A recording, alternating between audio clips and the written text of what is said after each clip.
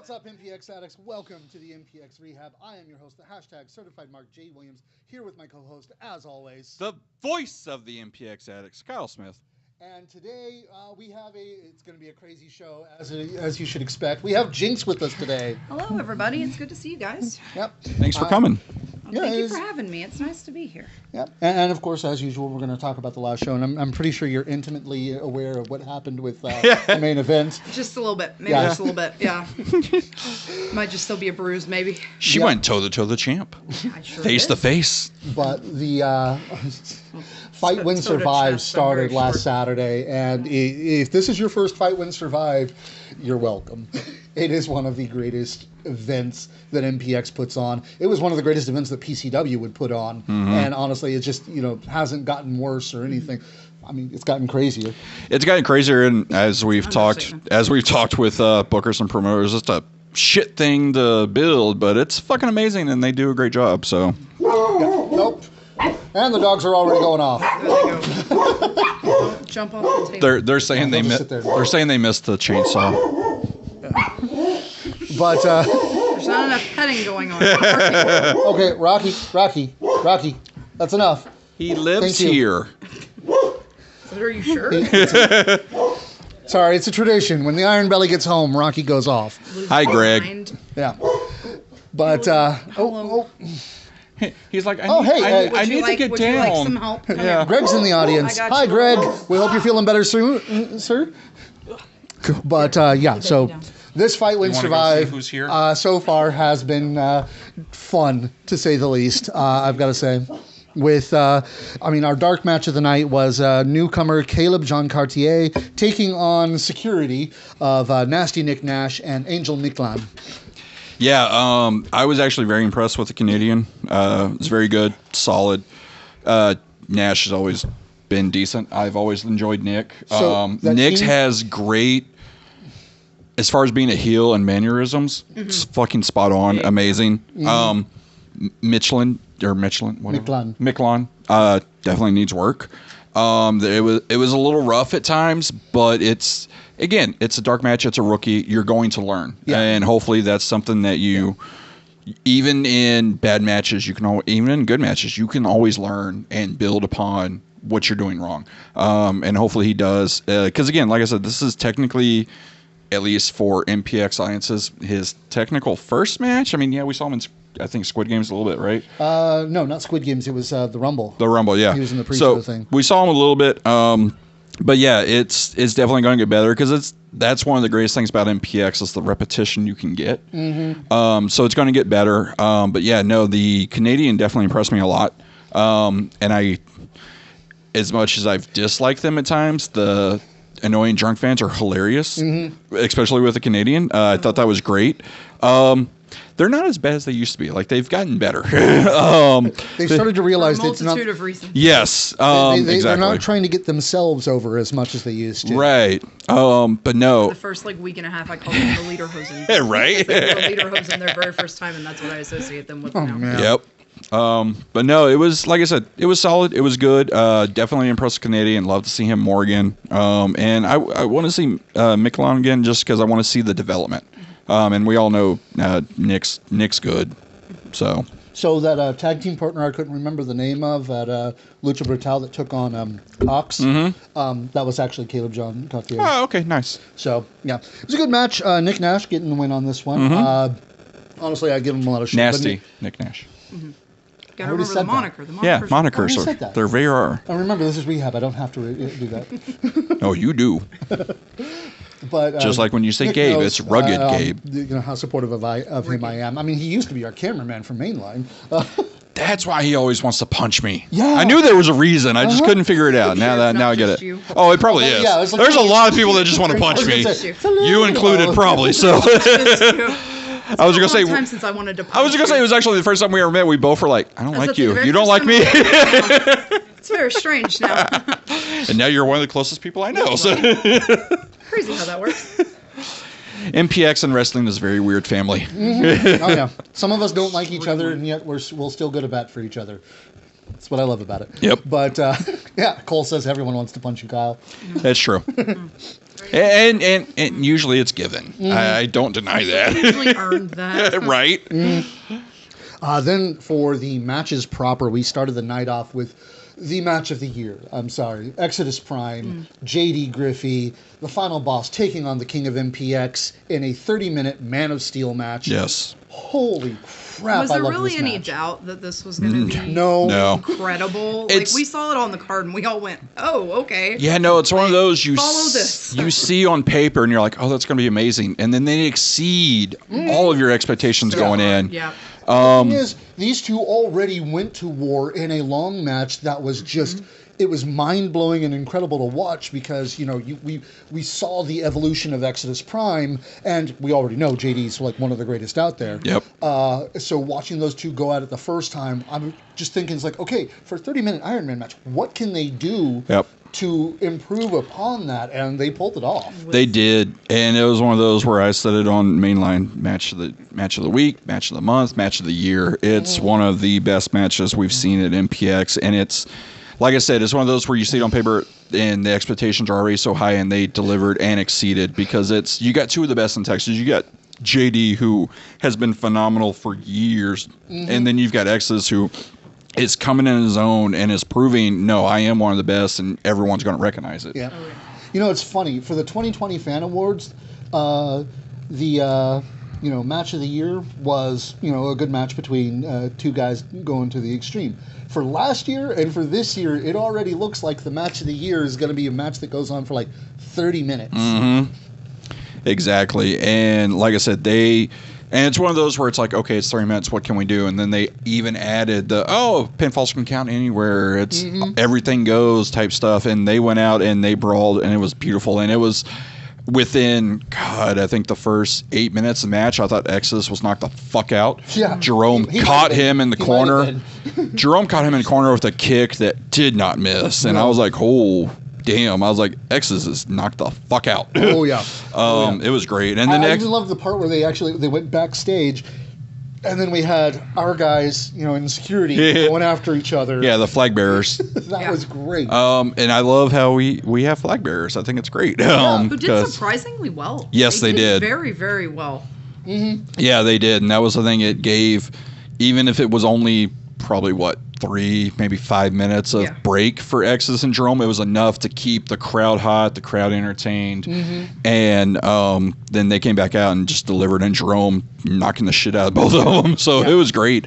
And it's one of those where it's 30 minutes is a lot to live up to in a regular match and a Man of Steel match. And it's one of those, even Jerome and Exodus looking at this goes, okay, we have to do this. We have to deliver. It's going to be great. And they felt that pressure. And like I said, they delivered. It was beautiful. One of my favorite matches I've seen live. I can't talk enough about it. It was great. Sydney says that was her cousin's first match. Then your cousin is lucky. Your cousin is now addicted. Congratulations. Yeah, Way to be a pusher, Sydney. Abuse. Peer pressure. But Exodus Prime actually getting the win in the last 10 seconds of the match. I thought, actually, that was something I really liked about the rules that they added in that I don't remember being in normal Iron Man matches. The 10-second cooldown. Some do, some don't. It just depends on how they are. I've seen it done before, and I've seen, differently where it's like, no, immediately start. But yeah, it was great. And I also love, like I said, it was something talking about, in last week's rehab. I was like, I want more than just one decision. I want it to be close. I want multiple pinfalls, and I want it to come down in less seconds. And they delivered. It was beautiful. Oh, yeah. Definitely. I enjoyed the hell out of it. Again, match of the year. Yep. Anybody and everybody else at MPX has a lot to live up to with this match. And the second match did its best. Well, no. Give the standings. Who won? Oh, yeah. JD Griffey coming away with the win. Team Blue, first point. Sorry, Team Red. Sky. Your guy lost. Yeah. Oh, don't worry. They got one later, but that's spoilers. I will not protect you if you duck yourself into a hole here. I was going to say. I will not protect you if you duck into a hole here. Well, no. Spoiler for next week. I'm against Team Red, so it sucks because I'm specifically against Sky. That's gonna go well for you. That was management's nice little haha. Fuck you, Kyle. I'm pretty sure, yeah. But for the second match, we had an unfortunate situation in which we were supposed to have the man called Remedy making his return to MPX, to wrestling in general, actually. But unfortunately, some personal situation cropped up, and he was not able to make it. Which hope everything's okay with Remedy, because we hope that your family, that your everything like that. We hope everything's okay, man, and we hope to see you soon, whether you're actually wrestling or just there to hang out. Yeah, because Remedy is, if you've ever talked to him outside of wrestling, one of the best people in the world. Like, for sure. We always talk about there's people who are too good for wrestling. Remedy and Dimitri are two that come to mind immediately. Mm-hmm. They are too good for this crazy business that they're in. Oh, yeah. Definitely. But with him no longer being able to compete, Purple Team needed a new member, and Iron Belly got called up to the majors again, and it was awesome because he took on Johnny O'Mara, the black-hearted bastard, in a hard 10 match, which is a hardcore match where you have to hit your opponent with 10 different weapons. Which I think I love that the most is it was 10 different weapons. Because, okay, you grab a chair. Okay, you hit him 10 times. No, it was different every time, and I loved it. Mm-hmm. And I love the finish. Don't do that. We'll talk about that later. We'll talk about that later. But yeah, no. Absolutely not. I'm right here. But yeah, the thing I loved about this is there were so many different weapons and so many ways they used them and so many interactions. And Iron Belly owes me a beer. I did not realize I had that much in it. When I handed it to him where he says heavy weapon, I'm like, fuck, I got a can here. Did not realize I had that much beer. Oh, it did. It looked beautiful, except for the front row girls being, you got beer on me. I'm like, fuck, I feel so bad now. So you realize it's a full beer, and then you're like, yeah. No, hold on. Well, half, but I was like, that was bad. That's what I should have chugged and been like, here you go. Here's an empty can. No. He's just like, someone hand me something. I'm like, fuck, here's a beer. Should have handed him a Twisted Tea. He'd have won that match then. Yeah. We just talked about that the other day for something. That's so weird. But, this match was really good. Bringing out the homage to Remedy with the big red boot and everything, that was a lot of fun. And I've got to say, I think this is a personal thing for me, yes. But I think one of my favorite parts of this match was the fact that it protected Thud. It did. Yes. The hammer has a name. Its name is Thud with 2 Ds. I'm assuming that's the hammer. Okay. Of course it's got 2 Ds. Yeah. I mean, double D's are the best. What can I say? How did I know that? I was going to say, you know where I'm going. I was going.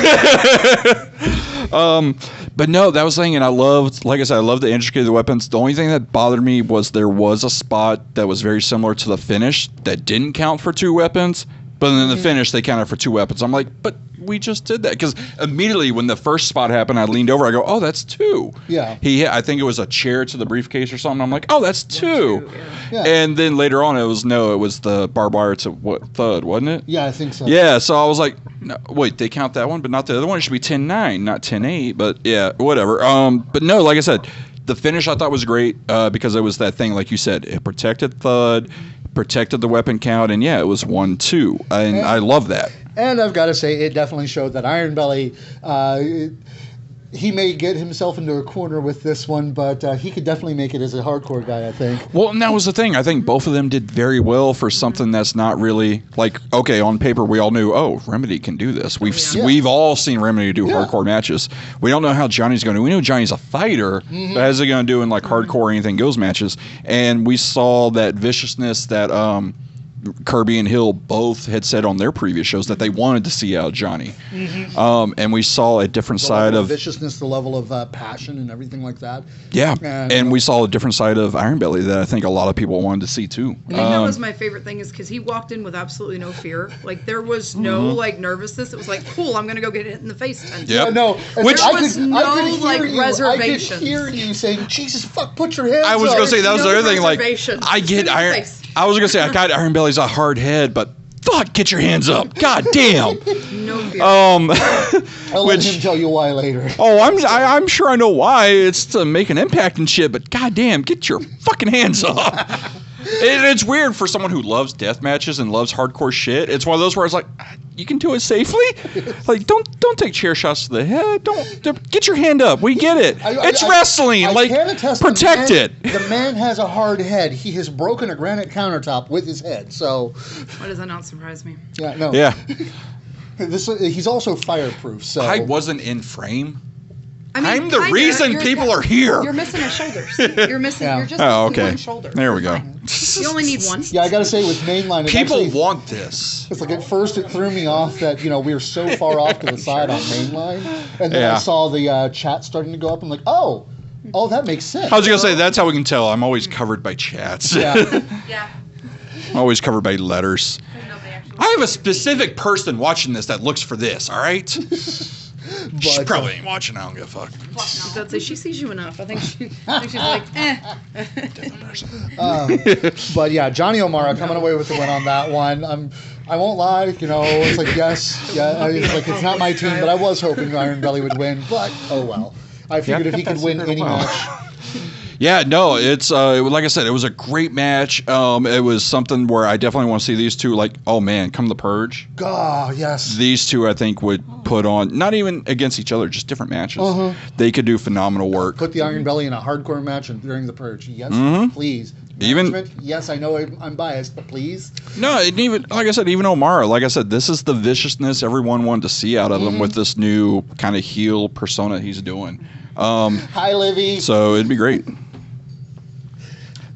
See, I know. I always forget the Hello. Facebook comments. I love you, Livy. Yeah, you gotta watch the. You gotta I watch was about that. to say I'm actual having to have screen my for- phone so I can see everybody else. That's why we have this now. Yeah. But yeah, then Makes it so much easier. the match after that was one that makes me a little sad, but Well, no. makes Standings. Huh? Standings. Oh yeah. Johnny O'Mara wins. People That's Yeah. that's now 2 for blue. This is or like 1 the for blue. Wizarding Cup, right? Huh? It's like the Wizarding Cup. I don't know if they're dragons. That would be kind of cool. If we got dragons. We had a dwarf, Nobody so why told not me. dragons? I was about to say, nobody told me if we got dragons. But yeah, so 2 for blue, yay. Then for the third match, we had the Sox match between the Mad Prince and Tommy Dean, goodness. the Battle of the Tommies. Which I love how talking to management the next day, that match was better than it should have been. Because you look at it on paper, it's so fucking dumb. Oh, you guys steal your opponent's socks. But given the two participants that are in it, it's fucking amazing. Yeah. And the fact that, like I said, I originally thought, oh, they got to take the boots off, then get the socks. No, it was just shoes already off, go to socks. And Which if that was anyone working a who's little bit. ever stepped in a wrestling ring, it's kind of hard to do. Yeah. I was worried that they were going Slippery. to slip. So when they took their shoes off, I'm like, why? Why? Why can we not yell Patrick's name? Why do you have to do the lowercase?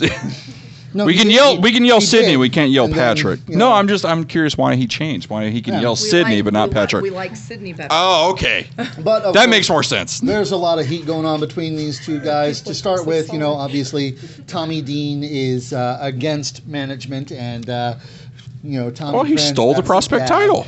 Well, they tried to strip him of it, and it didn't work. Didn't try. They did. If management says something, you've worked in a business before. If management says they, though? something, He still has it? that's called theft and larceny, as we learned with How Kirby many Show. chances have they had to take it back, and nobody succeeded? Very It's good still point. his title.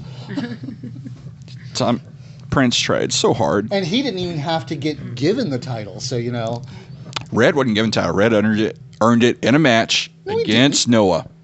no, It was turned into a tag match, but Red got it the has pin to be a and earned singles it. match. Whatever. It's still what, 3 defenses? 2? I can't remember. I don't know. I feel like it's I'm not 2-2. keeping track of his I stuff. don't know. But Daddy Hill is very proud yes, of Tommy the original Prince. Tommy is best Tommy. Which Tommy? I was about to say, Becker? There's different Tommies. Becker. I was about to Becker, we have like 12 Prince, now. Dean. Like, how many are there? We're not counting the real ones, so Yeah, we're not counting There's Tommy. like 13 of them. I don't have time for that. Yeah. that's the thing I realized. Like, shit, we got a shitload of Tommies and Nicks. What Yeah, the fuck? Nick's definitely got numbers too. Yeah. Yeah. But this match was a lot of fun. Mad Prince coming away with the win, getting both socks off. And actually, I liked that stipulation. You have to get both socks. Oh, yeah. Not just one socks. This isn't capture the flag, which that's later. Apparently, and I'm excited for that because Oh, I'm yeah. kind of curious how that's going to work. But that gives it a 3-0 for blue team. having wins. And Yeah, how's Team Green doing, Blood? Not great at all. No. Which, I'm not going to lie, I'm glad we did the whole random pick thing, because I obviously would be Team Green, because that's my favorite color, so... And I'd be the one, getting on you. Because... I'm glad you don't have a mic. He's very loud. They I was going to say, it's like they probably still hear him. Yeah. Only when we have to unplug the mic. Like that, they can hear you now, But yeah, like I said, both Tommies going at it. Pseudo friends. Because obviously, well, Daddy Hill has taught Prince who he needs to hang with and who he shouldn't. And Tommy Dean is one of those you should not hang with. And Tommy Dean is just trying to convince an old friend of his that, it's not the best for you, man. He's from Oklahoma. We don't like Oklahoma people. Oklahoma people don't like Oklahoma. I was just going to say, think about it. All the good Oklahoma talent, Dimitri, Dexter, West, they all moved out of Oklahoma. It's now Tommy Dean's turn to move out of Oklahoma. Come to Texas, Tommy. Yeah, exactly. West is Arkansas, so... Yeah, Lucas. I always forget Luke Langley's not Oklahoma. Yeah. So we need Mr. Nasty and we need Tommy Dean to get out of Oklahoma. Yeah, it's like Oklahoma's Sam. Texas. Sam, Thrash. Yeah, those are two big guys we need out too. Yeah. I like Thrash. You didn't have to say it. No one heard him. Yeah, but now he's got heat, so Has he ever not had heat? Depends on how much he's had to drink. I was going to say, I don't know. We still get a shitload of talent and videos sent to him. That is true. Like, you've tried getting stuff and people won't give it to you. He says one thing and all of a sudden we get it. Yeah, so. No, that is true.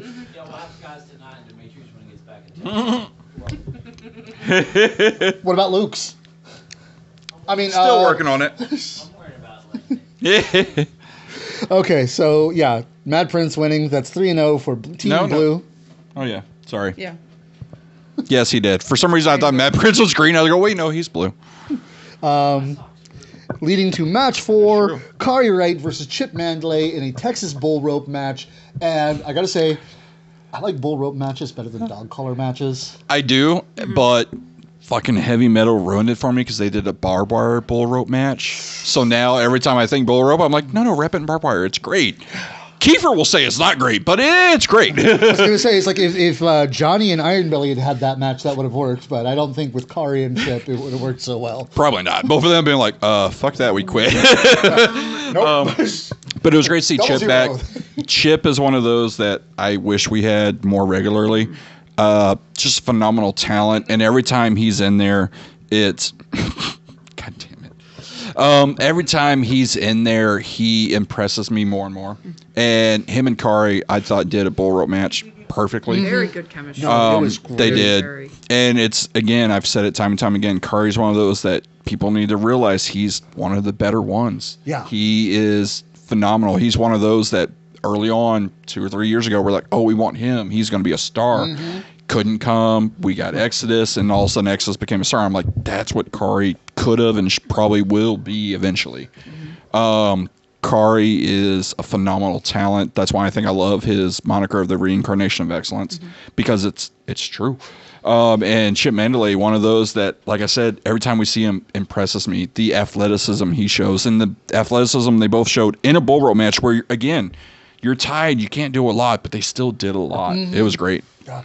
Although I did find one part of the match hilarious when Kari had Chip wrapped up in the ropes and got the first 2 corners, and then just like, okay, now what?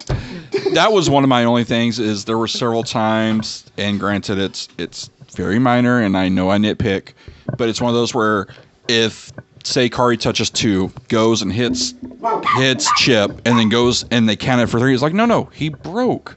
It starts over. But that's why they made the specific rule of if your opponent knocks you down. See, and that's I guess I missed that because I think wasn't this the intermission match? I think so, yeah. So I just came back from smoking, so I probably missed that may- announcement. Because if I would have heard that, I'd be like, okay, it makes sense. So I just literally heard that. So I'm like, okay, cool, that makes sense. But yeah, there were several times where they would stop it. I'm like, no, it restarts. But okay, now saying that, okay, it makes sense. If you announce it, cool. I prefer the old school where if anyone breaks, now you got to restart. Yeah. Because it gives that whole, they're still trying to pull to get it, and then they're like, screw it, hit them, restart. But no, like I said, the match itself I thought was good. Yeah. Very. We talked about that last knee, though. Oh, God. Please bring the bull rope back, Sky. That would be amazing. Yes. Can we not? I don't even know why I try anymore. and he did beat Livy in a dark color match. This one had all the telltale signs of actually Chip coming away with the win on this one because he was going through, the whole. At one point, Kari had him on his back, and Chip would hit every corner. Yeah, they did the Eddie JBL, which I thought was great. Yeah, because that's probably hands down one of the best bull rope matches ever. And a lot of good homages to some of the great bull rope matches of the past and everything, or four corners matches even, in which just really good time. Kari comes away with the win on this one. I don't think does it with style. He does, and I don't think Iron Belly's knowing what he's asking for. No, he's been I know asking he knows for it for a year. So at this point, he wants the fight. Iron Belly knows what he's doing. Okay. I think. I okay. Hope. We'll be seeing each other at the hospital. Right? We'll see. After the match, they'll be in beds next to each other in the same room going, yeah! Which I'm almost positive, I would say 99% sure. If you go to the IWTV, you can find that Barbar bull rope match with Kiefer and Ruben Steele. Again, Ruben, fucking amazing deathmatch guy. And again, one of those that's just a good person. Phenomenal human, yeah. It's crazy how it's really weird to me getting in wrestling and talking to the deathmatch guys, how they're some of the better people. It's very weird. It's like the Lords of Hardcore in Texas are just absolutely exactly people. Just pure souls. That's fucking amazing. I guess that's the whole martyrdom thing, them taking on the pain forever. I was going to say, it's like, I'll go out and kill you, but guess what? I'm also going to be the best person you ever meet. Blessed are the hardcore lords, for they take the pain for you. In the name of the ref, the manager, and the worker. Got to be with you. So standings. Let's say speak of. So we got standings. Speaking of pure deathmatch men. Yep. We got friend. One of the best, Dimitri. Yeah. Hey, Dimitri. My golden retriever. Which I'm surprised he's okay with barbed wires because one almost took his eye out, and I was there for that, and it's terrified me. Yep. We got 3 for blue, 1 for red. Well, I don't know. We'll find that out next week. Everybody else is getting 0. And then after this next match, we had another point for another team. As the greatest human being alive, Stephen Kirby took on Mr. Legs, and oh boy, this match was fun.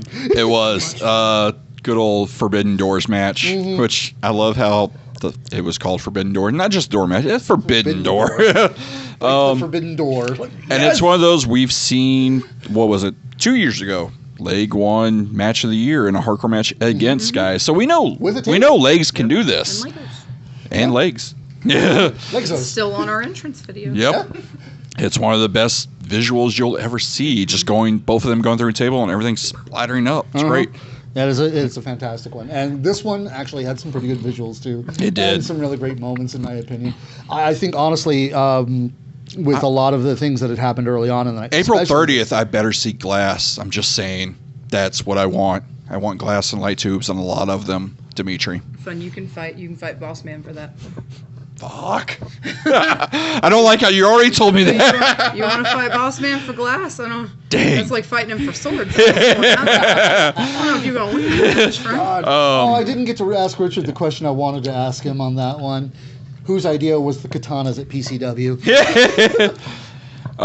But yeah, this match again, Forbidden Door's great because it's one of those where people probably look at Legs and don't know they can do it, but he can. And it's one of those where it seems like Sky, at least in MPX, is kind of the gatekeeper of, you think you can do hardcore? Let's see. And he proves it's kind of like the old school where it was Mick Foley and everyone put hardcore matches again. And like, to me, the Royal Rumble 2000 made Triple H into a hardcore guy that no matter what he went through, Hell in a Cell, Hardcore, whatever, you can believe it because he went through Cactus Jack. Yep. And that's what we do with Sky at MPX, man. Ryan went through it, and we're like, oh, Ryan can do a death match. Yeah. Oh, this person he can do this. And Legs survived. Sky didn't win, but he survived. And you're like, oh, he can do it. Yeah. And we know Kirby can. We've seen Kirby do pub crawls and all Against types of Sky hardcore matches. with Exactly. Darts and Oh, the darts are amazing. So seeing that, and it's one of those where probably on paper a lot of people are like, oh, Kirby will win. One, it's the blue team, and then two, it's Kirby.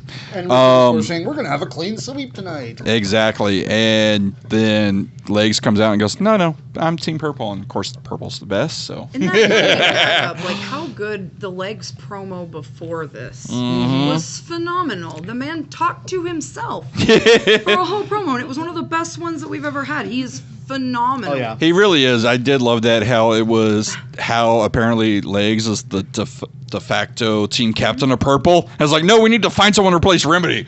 And he finds Iron Belly. Yeah. You come off that and pulling the curtain back. Oh, but my he comes God. up with this on the fly. Like, it's just in his head, and it's so amazing. It was And so when they had great. him on Do here- this. When we had him on here, he said, no, I never did theater. It's like, what? He should have, yeah. No, and it was so great. Everything he did about that promo, introducing Iron Belly, was Hilarious. great. You could Phenomenal. tell who he was talking about with each one of those Yeah. calls. Oh, yeah. It's like you could tell he talked about Sky. You could tell he talked about. Notice how Randy had the worst calls? Randy, Bad influence. he man. is. Randy Almost not got him kicked out. Like Randy not knowing what Randy team don't is know who. He's like, oh, let's get the chainsaw. No, he's already on a team. Randy, goddamn, pay attention. tried to eat us. Come on. Yeah. But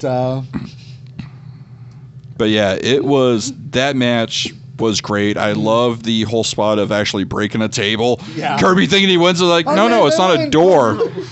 He's like, but no. Sir. And one of the greatest spots ever is fucking knocking on the door. Like, god damn. Again, it's the comedic brilliance of both those men, obviously. But Legs, the timing and everything, just great. And I love going to, and forgive me, I forget what he calls the finisher, but the radio silence, the Zack Ryder's, whatever, the one leg thing through the table. The Rough Rider. Rough Rider, yeah, the Rough Rider, whatever he calls it. doesn't walk it off. I think so. Yes, It's like I know that at least they say it with the setup where he does the Hulk out thing. Yeah. And that's another thing. I love the legs out. And it was great. 2 weeks ago where he even did the no. It's fucking great. But yeah, no, legs pulling up kind of the upset, I Catwalk. guess. A little bit, yeah. I thought Catwalk was the sidewalk slam. It is the sidewalk slam. That's what I thought too. Yeah. But yeah, walk-off. it is the There you walk go. off. Yeah. Thank you. Good The job. walk off is amazing, and the going through the door, and it's one of those where we've had problems with table in the past, and neither one of these, they both broke perfectly. Yeah, Statement. everything was fine. Like, Everything went it was according to great. plan. Figures the match, you don't have to break a table, the table breaks. Exactly. And sorry, Mad Prince, I guess you weren't paying attention. Blue didn't win this one. Yeah, Team Purple. It's actually was the only blue loss. Yeah, so far. Yeah. I mean, they might get another one given what the match is next Yeah. week. So far, I guess Yeah. we'll see. But yeah, no, Team Purple, picking up the win, so it's phenomenal. Sorry, Purple's better. This is. Yes. I'm Team Green. I don't expect to win. Say, I guess I'm technically red if I'm Technically. Technically, Well, yeah. no, you're technically green, aren't you? I Well, no, you supposed to were. be. I'm not You were. anymore. I was on a team, and then, And suddenly, then all of a sudden it was Tommy Dean, which I'm not complaining about. It was Tommy Dean. Who doesn't? It's a very different person than it was supposed to be. And Corey actually got it to be in the next match along with sure you. did, The yes. MPX Championship match, a fatal four-way, non-elimination. Which, how great, like, it's one of those, I think, yes, who the champion is, he can make the title himself, but it's also who you put against him can make it. And having Tatum going against two former world champions, and let's be honest, next to the Mad Prince, the top wild card at MPX and Corey, this was a great first title defense for Tatum, which I know a lot of people are like, oh, it's a four-way, you should be singles. Nah, it's a great way to establish Tatum as your MPX champion. And everything about that was great.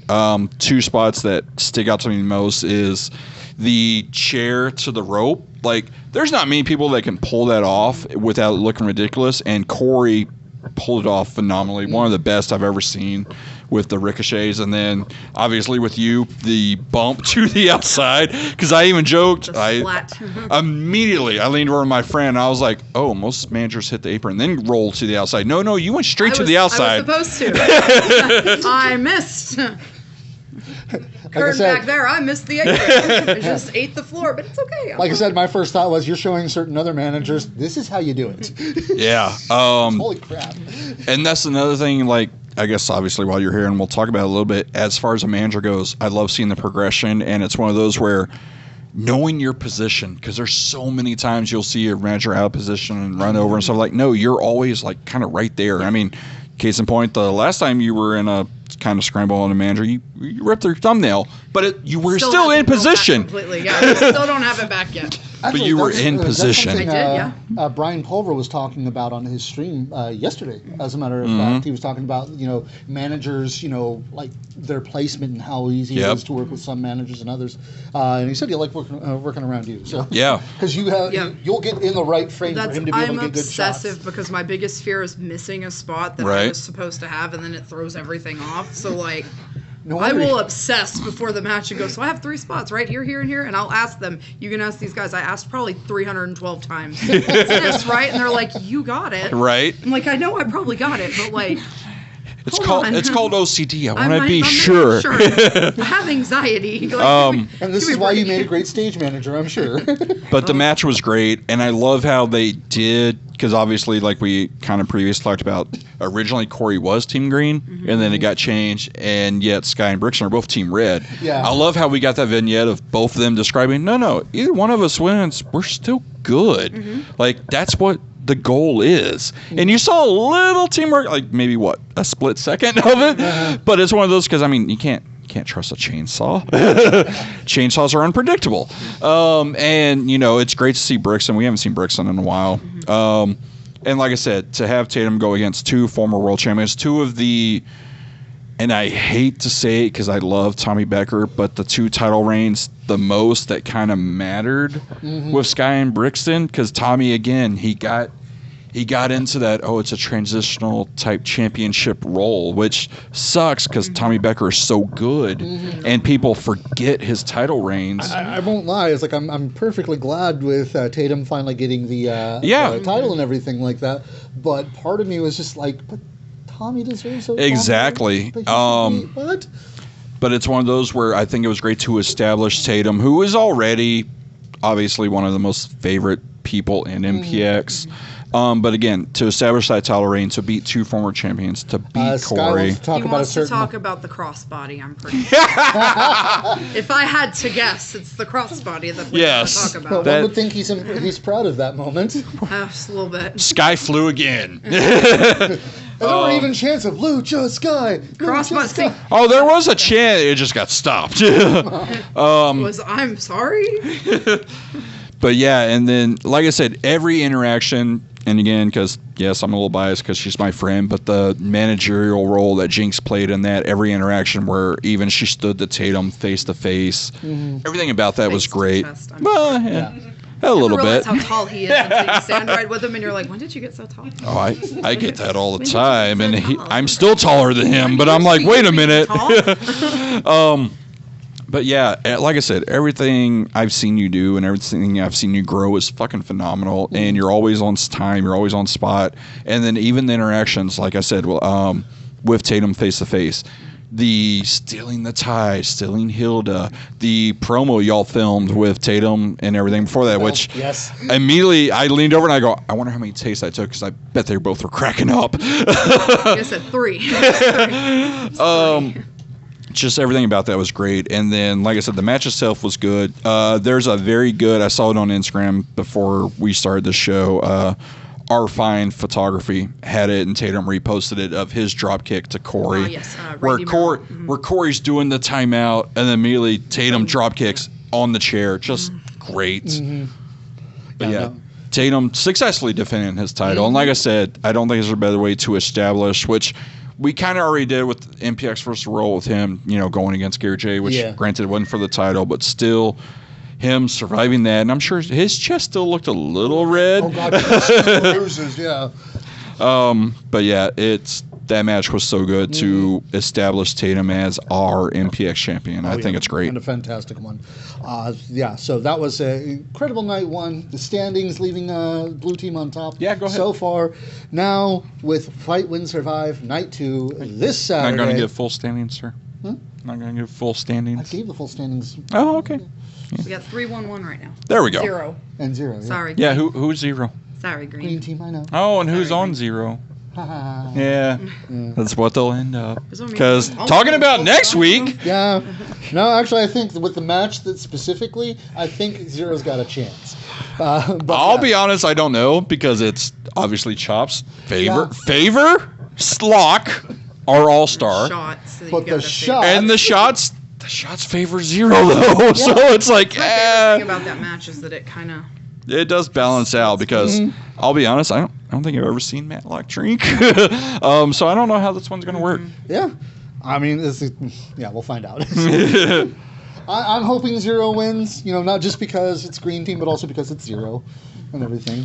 Which, that's a very good point. We all love 0, but he's going to be murdered, and we're all going to enjoy it. Because he's so good at it. He is. We've said it before long ago, and it kind of annoys him when we bring it up all the time. Nobody dies like 0. That's true. Except maybe Red. And we'll get to watch that one, too, because Red Chambers is going to be taking on Mikey B in a King of the Mountain match. Red's not dying in that, which I love the King of the Mountain match. It's one of my favorite stipulations, which kind of started with Impact. TNA, whatever. But it's one of those where I love how, it's a prospect champion and the Addicts champion going against each other. And you've got two guys. We know Red. Paper again. Huh? No, I didn't. Mm-hmm. He's our real MPX prospect champion. This is Rehab. And No, I didn't. I did. But no, it's one of those where we have two of our youngest competitors. Okay, not youngest, but our rookies, so to speak. Youngest in the business, because Tatum is still the youngest out of everyone. Mm-hmm. But we have one man who we've seen not die. We've seen people try to kill Red.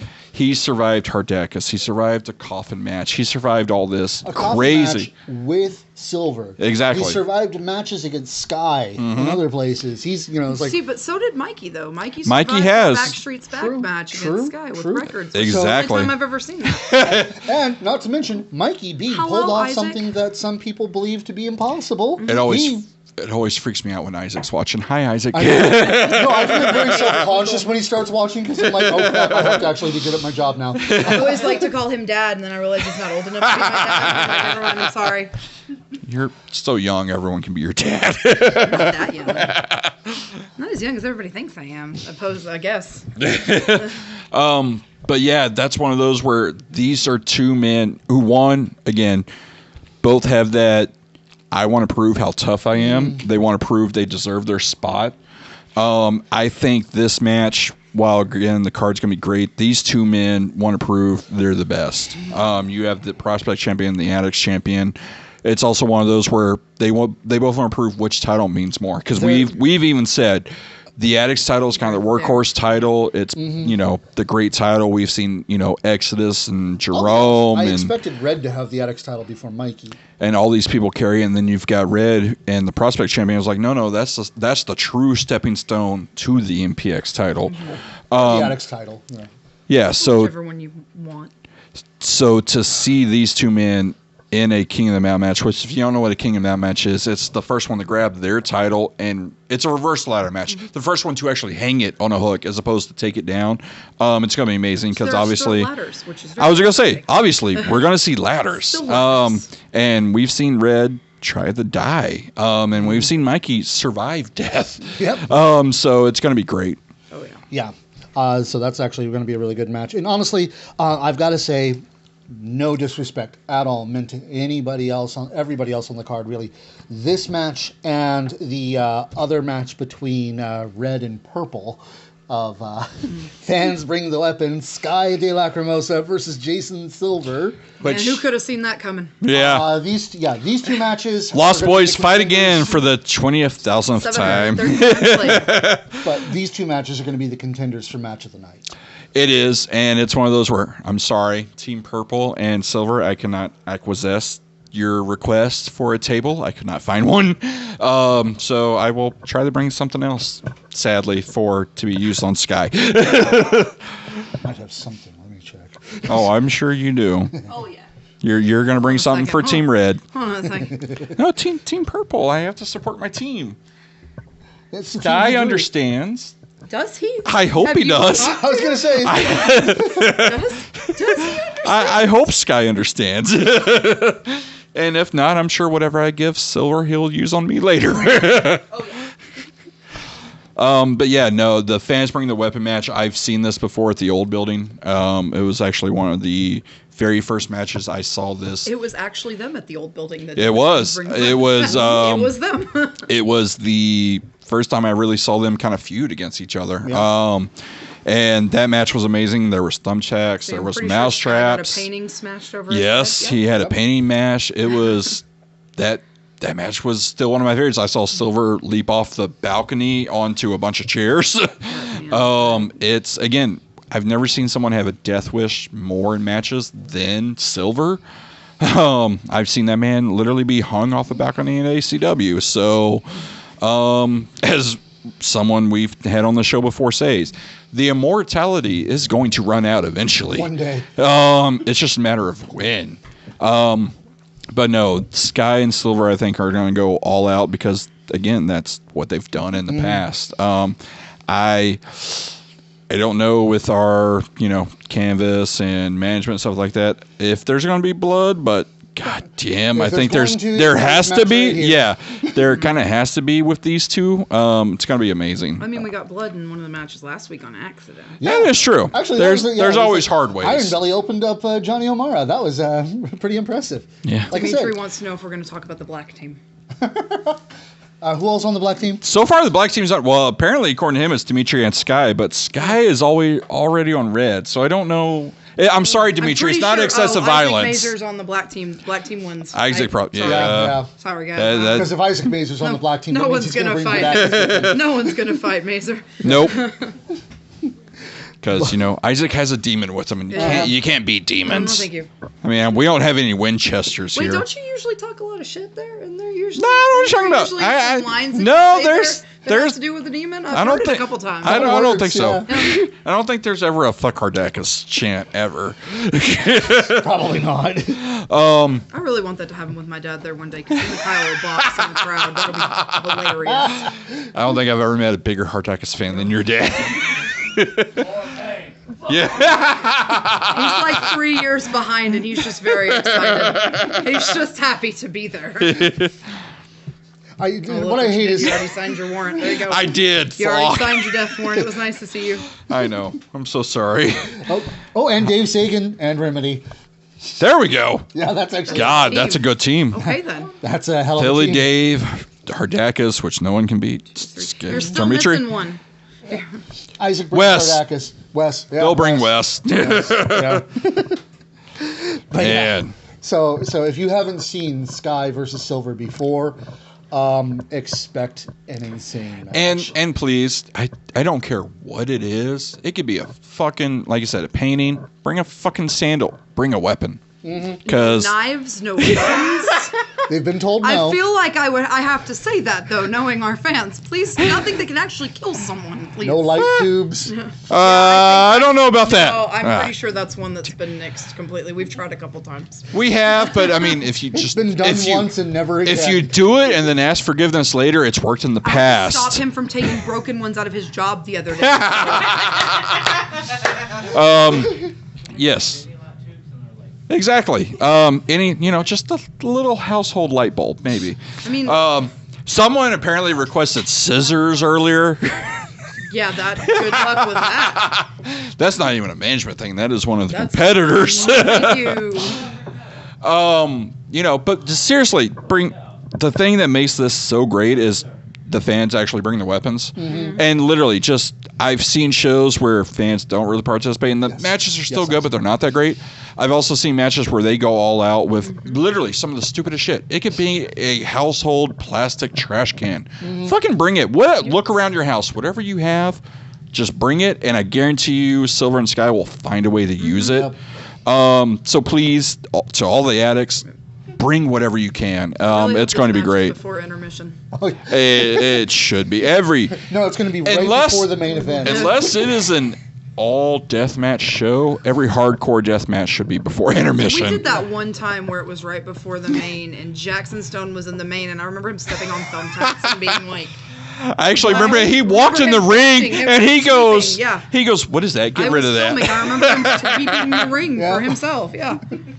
Exactly. Pop figures works great. Yeah, Ninja Mac was at a hardcore show where he caught 2, one in the back, one in the chest. It was great. I've seen that man jump off a basketball goal. Yeah. I'll show you later. Okay. But so yeah, we're also going lemon juice in the cuts. I've seen that before. That's amazing. We've seen Tabasco. Salt. Yep. But speaking of people dying, we're going to have Nick Nash versus Brixton Shaw in a taped fist match. My poor friend. Why? Which friend? Y'all are. I think y'all are discrediting how nasty Nick Nash is.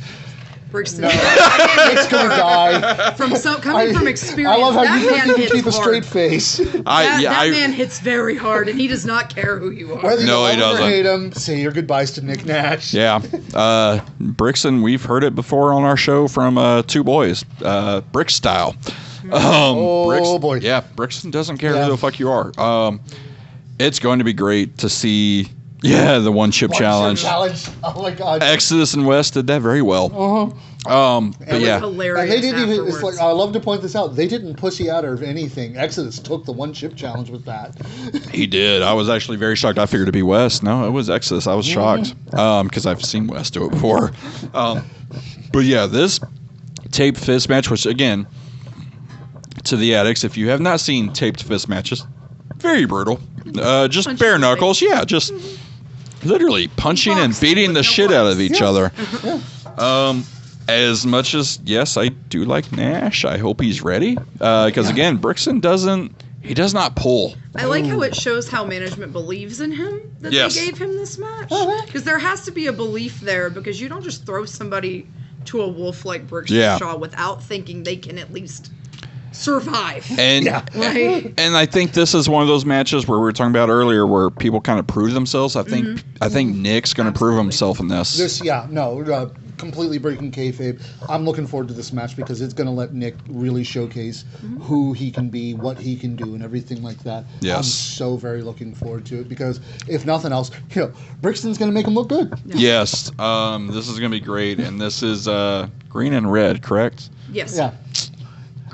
Green's still a 0, aren't they? Well, they have 2 matches on Saturday. So I have a chance for at least one. Yeah, I mean, but Locke is purple, so that's a win. The All-Star, remember? No, but again, a man who beats Chandler, Jackson, and Dimitri in one night? Come on. They beat each other, though. I don't know what you're talking about. He's a vulture. No. He picks the winnings off of other people. That's all he does. He's an all-star. It even says on your computer, all-star. It doesn't say Ratlock. You did not get a Ratlock sticker. You got an all-star sticker. You got the right sticker. Legit 100%. I mean, see though, he is an all-star. Yeah. He's a beast, and I love watching him wrestle. And I think one of my favorite things about him is FTK.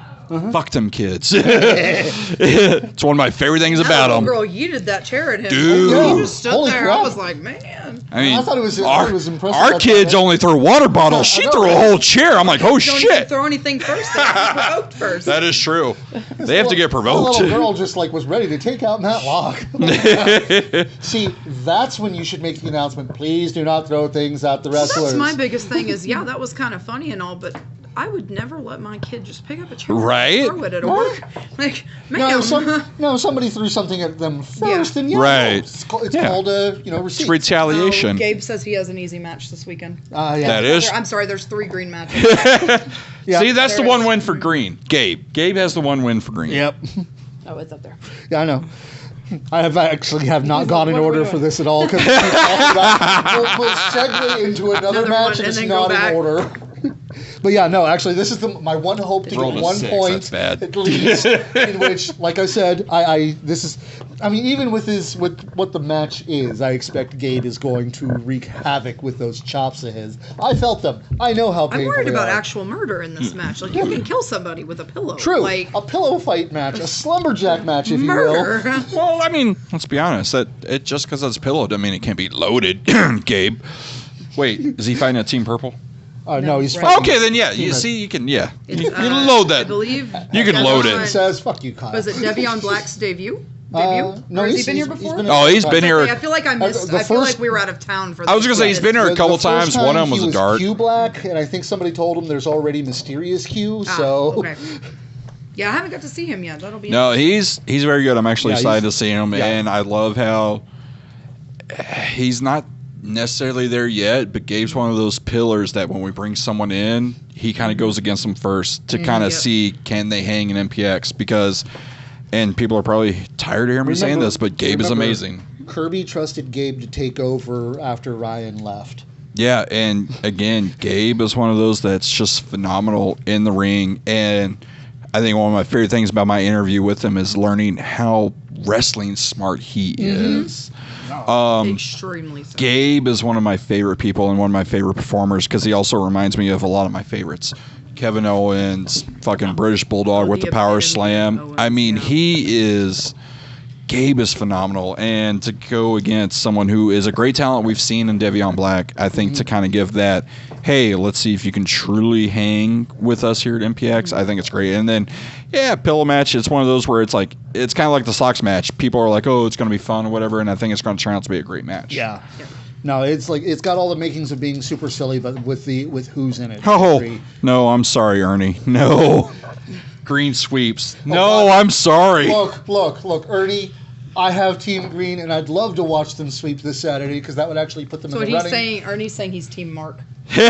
Yeah, so that's you. So you have to He's say teaming Team you. Green Yeah. wins. You have to say Team Green is going all out. Yeah. And they sweep. So you got Davion, you got Nick Nash, and you got Zero. No, I don't have Devion. No, Divion's Oh, red. I've he's got red? Gabe. Oh, there you go. Well, yeah, Gabe obviously. Like I said, my Gabe one, is the only one that gets one. Yeah, I was like, he's the one I've got absolute confidence he's going to wreak havoc. Oh, wait, who's Nash fighting? Brixton. Oh yeah, maybe.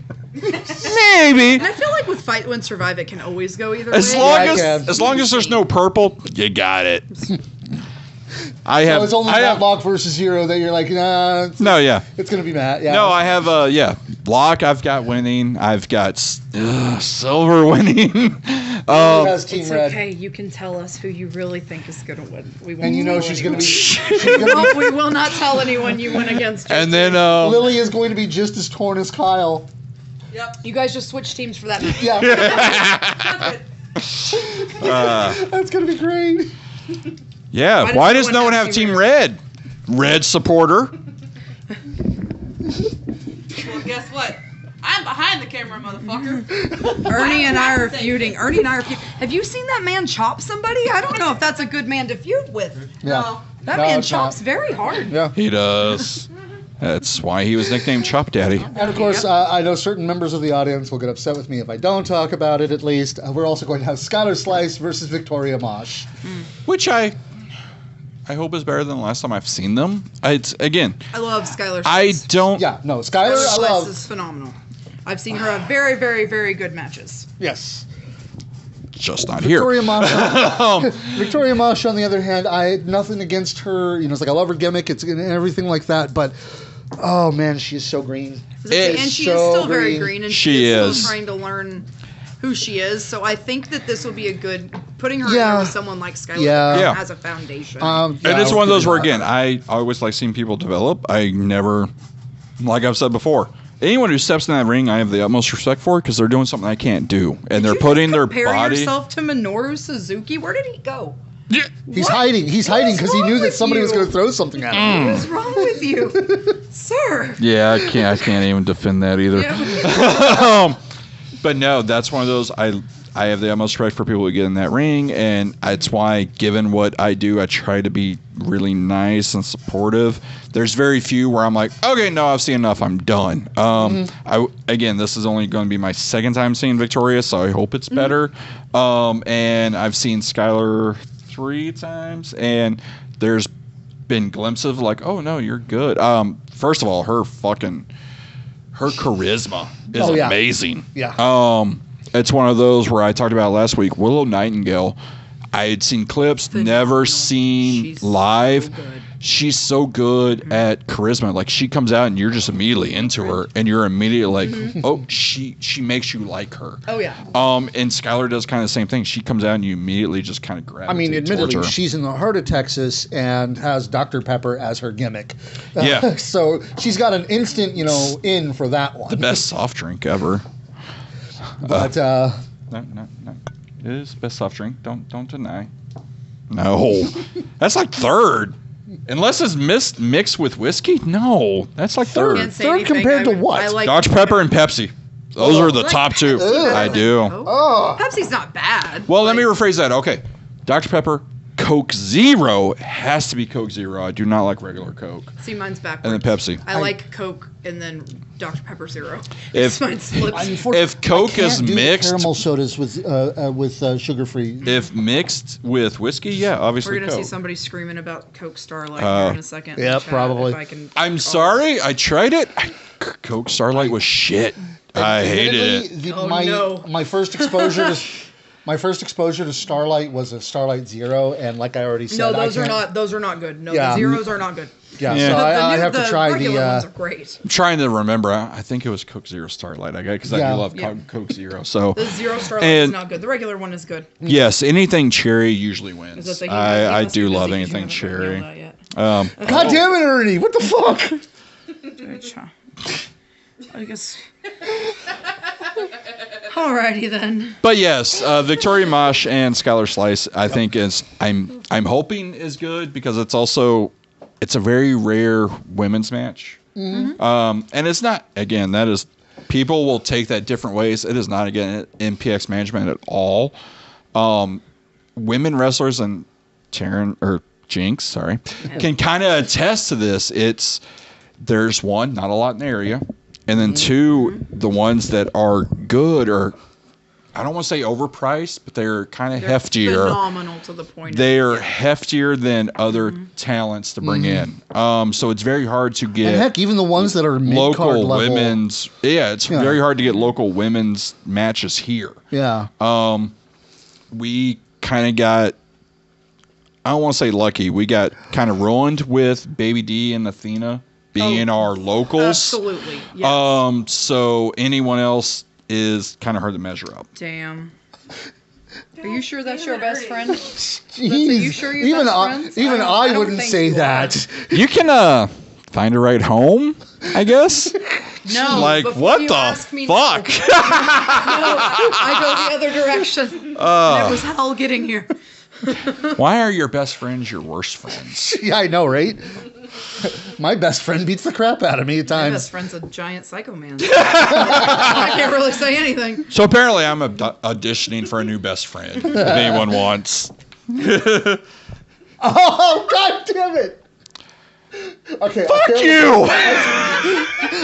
I can't look at those anymore. I'm going to give you two Goodness distracted. gracious. And we're supposed to be starting on the guest of the hour. I am not affected by this. I take them everywhere when we go out of town. I am not affected. This is normal. I was going to say, if anyone's actually around us, this is technically normal. Yeah. So we're here about Jinx, right? Yes, the person of the hour, I'm still Jinx. here. So, Hopefully people actually have questions this time, because that keeps happening. We'll get through our stuff, and it's like, in the crowd says nothing. No. the I better have questions on the 29th. obviously the very first question, how did you get into wrestling, and then how did you get into MPX? Okay, so getting into wrestling is a funny story, and I'm going to hurt everybody sitting at the table, because every time I say the year, everybody goes, that makes me feel really old. Yeah, But my very first wrestling match, my dad has been a huge wrestling fan my whole life.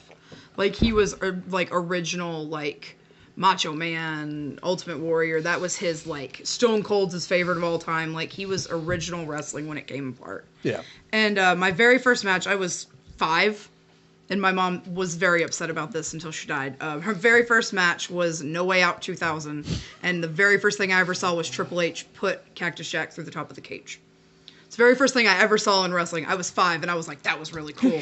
And understandably, my mom got very mad. I was like, why is our 5-year-old watching this man bleed to death? Why are we doing this? And it was kind of an obsession after that. Like, it was something me and my dad, we would watch it every week. We would watch it. And I was a wrestling fan for a very long time, then I kind of fell out of wrestling.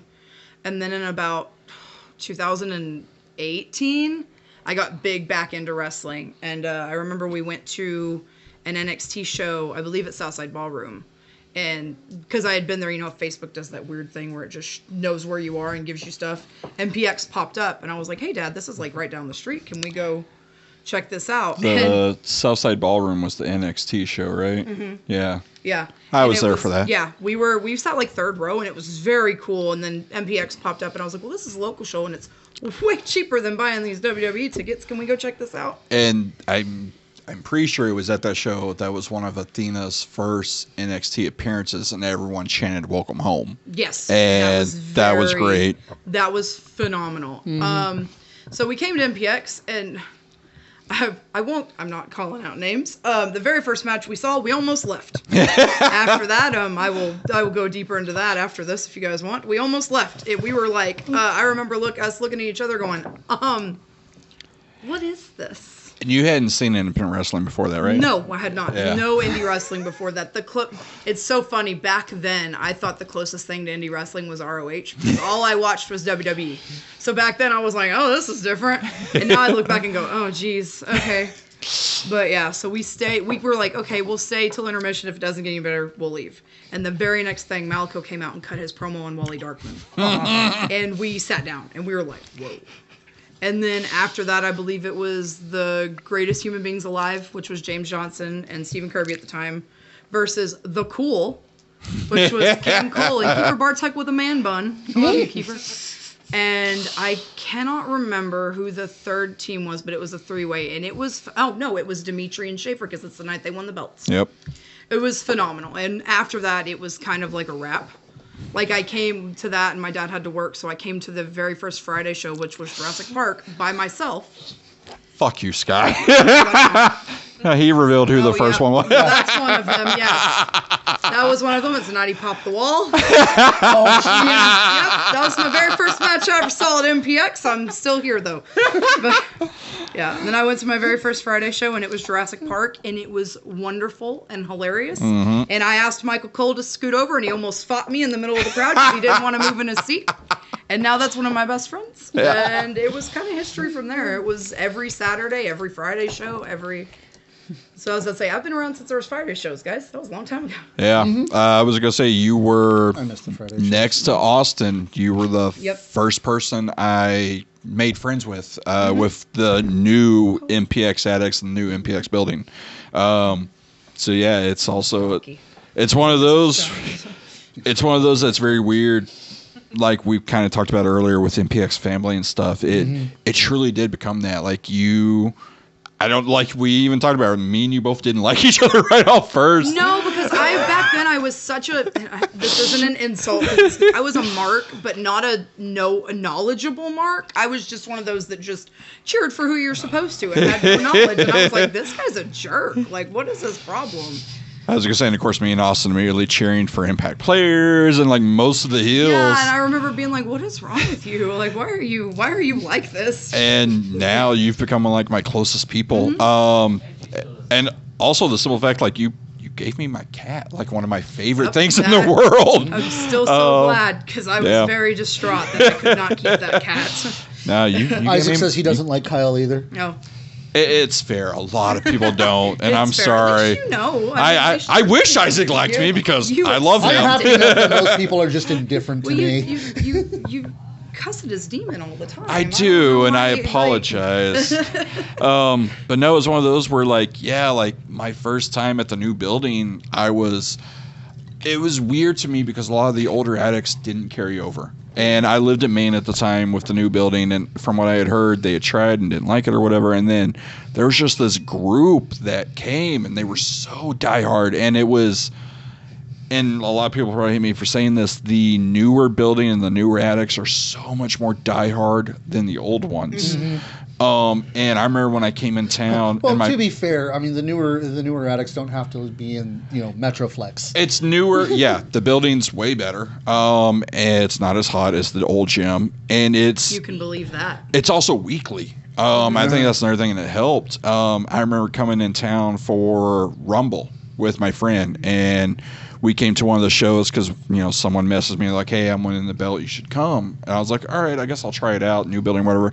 I remember leaning over to my friend. I was like, "This doesn't have the same feel as the old building. I don't like it." And then at the end of the show, I was like, "Oh, that was amazing." Yeah. Cool. It was great. It's a cool, intimate feel. The building's great. And then coming back and moving, I'm like, "Oh, they're weekly? Yeah, I'm there. I don't care how far I have to drive. I'm gonna go." And then meeting you and Austin and Cole, I'm like, "Holy shit, this is great." And then the other people, the McClendons, Melanie, like we all, Lugo, like we all literally did kind of become a family. I mean, case in point, one of the worst shows of Mania weekend, we were all there to support our guy Dimitri. And one, it was great because we saw Dimitri, and then two, our support got him another booking. And that's, in the end, all I want for my friends and for the show is to get them bookings. Oh, yeah. And Dimitri is going to Chicago out of that, so I love that. Nice.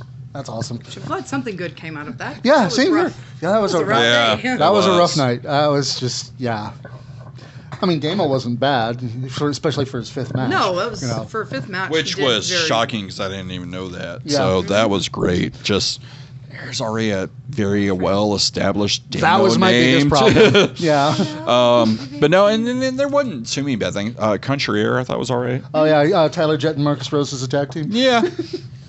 Which I'm pretty sure, for some reason, I feel like they've teamed before. Well, they were at GWF that weekend, Nice. And they did very well, actually. They were in a battle royal. Nice. So they did very well, yeah. So they were good. And the main event was actually pretty good, too. It was. And I think having, and yes, I mean, you were there too. I mean no disrespect, but I think see someone get cheered like Reggie did at that show, it really did help me because Reggie's one of those. He's such a good guy, and having him get that huge reaction, I really liked. So yeah, we had moments. It wasn't that great of a show, but there were some things out of it. Yeah. And again, it's family. Like I said, one of the best things, and again, people are probably sick of me to say it, that front row crew with Ernie and his girls.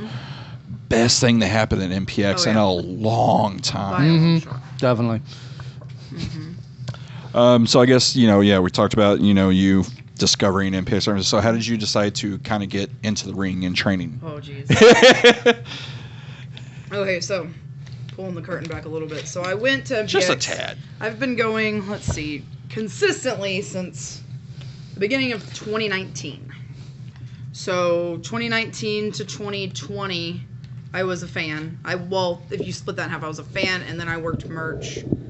I think it was at a point I was just there so much that Kirby and Richard were kind of like, "You don't steal anything. Here, you do this. You seem trustworthy." Yeah, here. I was like, "So you're here anyway."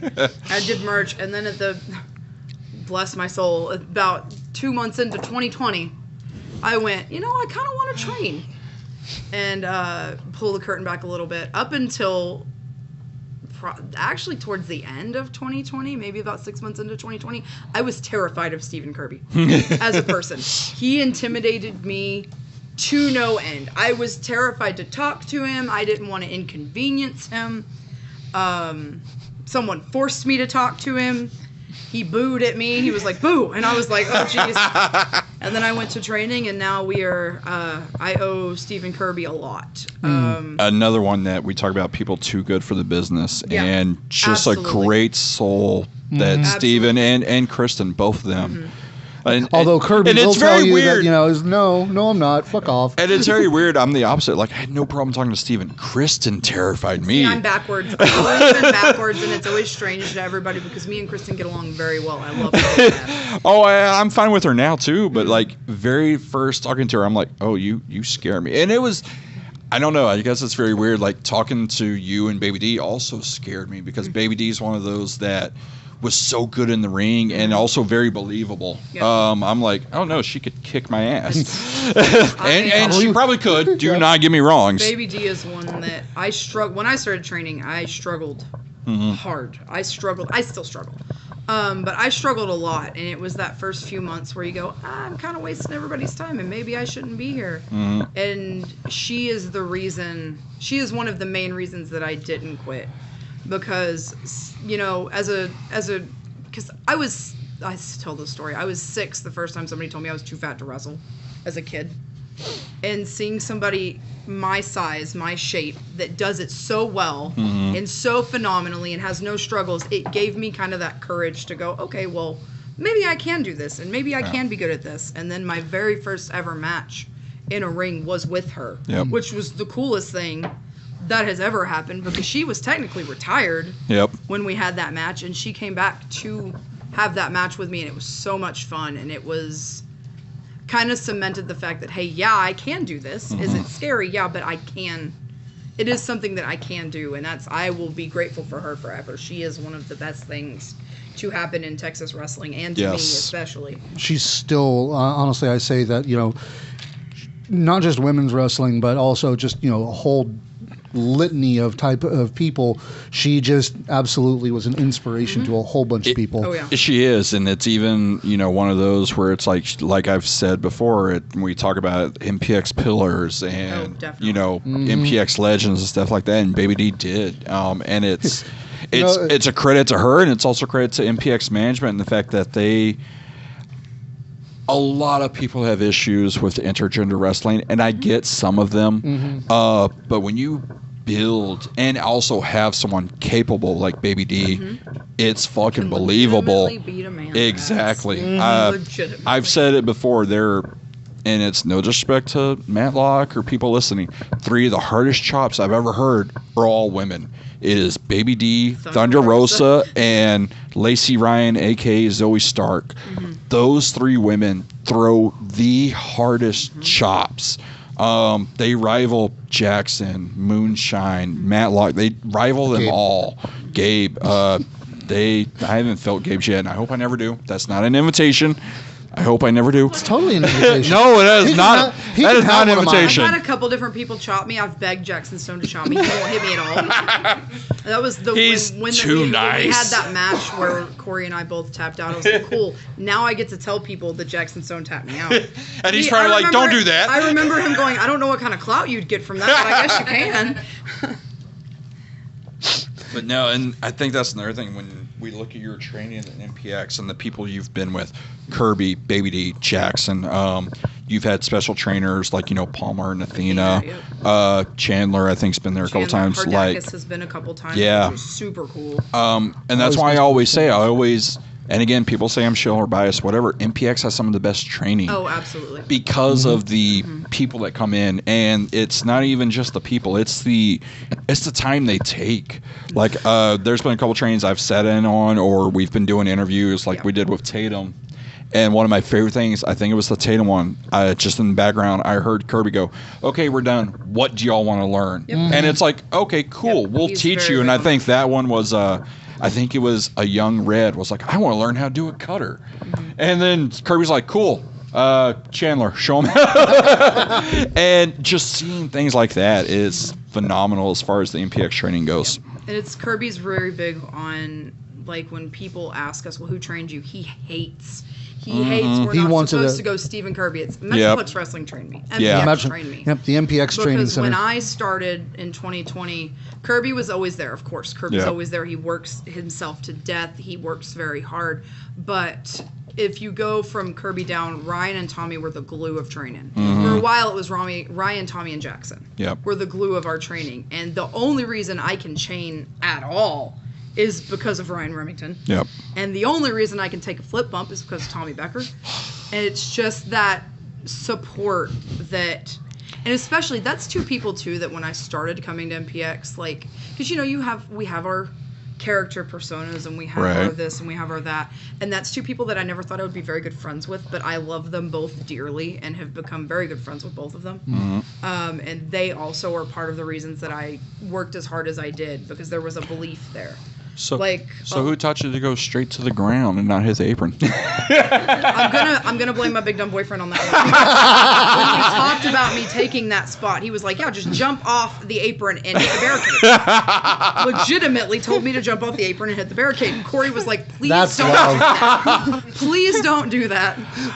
Although I'm not gonna lie, to his credit, you doing that in front of Sydney and the girls probably would have got a great reaction. Yeah. Probably, but my luck, the one time I hit the barricade, it would break. We're not gonna go there. I have very bad luck when it comes to things. We put the stage in, I think a week after we had that casket match with Red and Silver, and we left the casket on the side of the stage, is the week that I hopped up, tripped, and ripped my leg off without ripping my tights and bled for like 30 minutes. I have terrible luck. But you didn't rip the tights. No, I didn't. I still don't know how that happened. Mutilated my leg, no tights ripping. I have no idea how that happened. Which, if you know anything about wrestling, tights are expensive, so... It's tremendous. So you much rather bleed than not rip the tights. Exactly. But sorry, anyways, yeah, Ryan and Tommy. Yeah, they, and Jackson, of course. Jackson is there, and Jackson is the heart and soul of your mental health. I had so many days where I would beat myself up because I couldn't do this, or I couldn't do that, or I couldn't get it. And Jackson was always the one to go, breathe. It's okay. It's okay if you mess up. It's okay not to be perfect. And then Jackson is the one that calms you down, and then Ryan is kind of there to build you back up for the hype. He was the hype man, and then Tommy was the one that would help you technicality fix everything. So they each had a part in, and I can say for me and, the 5 or 6 people that I trained with a lot, like Red, Mikey, all of us that trained together, they were a basis. They're the reason that these guys are as good as they are. They're the reason that I have stayed as long as I did. It was a phenomenal work ethic, and it was a phenomenal environment to be in because it was just supportive most of the time. And that's one of those where being in football and being a football coach, I've always needed someone to be hard nosed and be like, hey, you're fucking up, do this, do that, blah blah blah. And then while I do that, I've needed someone to come behind me and be like, hey, it's all right, you're doing it, it's fine. And that's one thing I think that's been great about MPX is you have those different coaching mentalities. Sadly, when I was a coach, I was too hard-nosed. I had to have someone else be the good cop. I was always bad cop. When I was in training, Kirby would always did the one thing I needed most, in which he'd be straight with me. If I was doing something wrong, it's like, no. Do it like this because you're doing it wrong. You're going to fuck yourself up. That was my favorite thing. It was always fun for me with, it's like I'd say, I can't do this. I'm not going to be able to do this. And then I'd do it. And he's like, stop saying that. Yeah.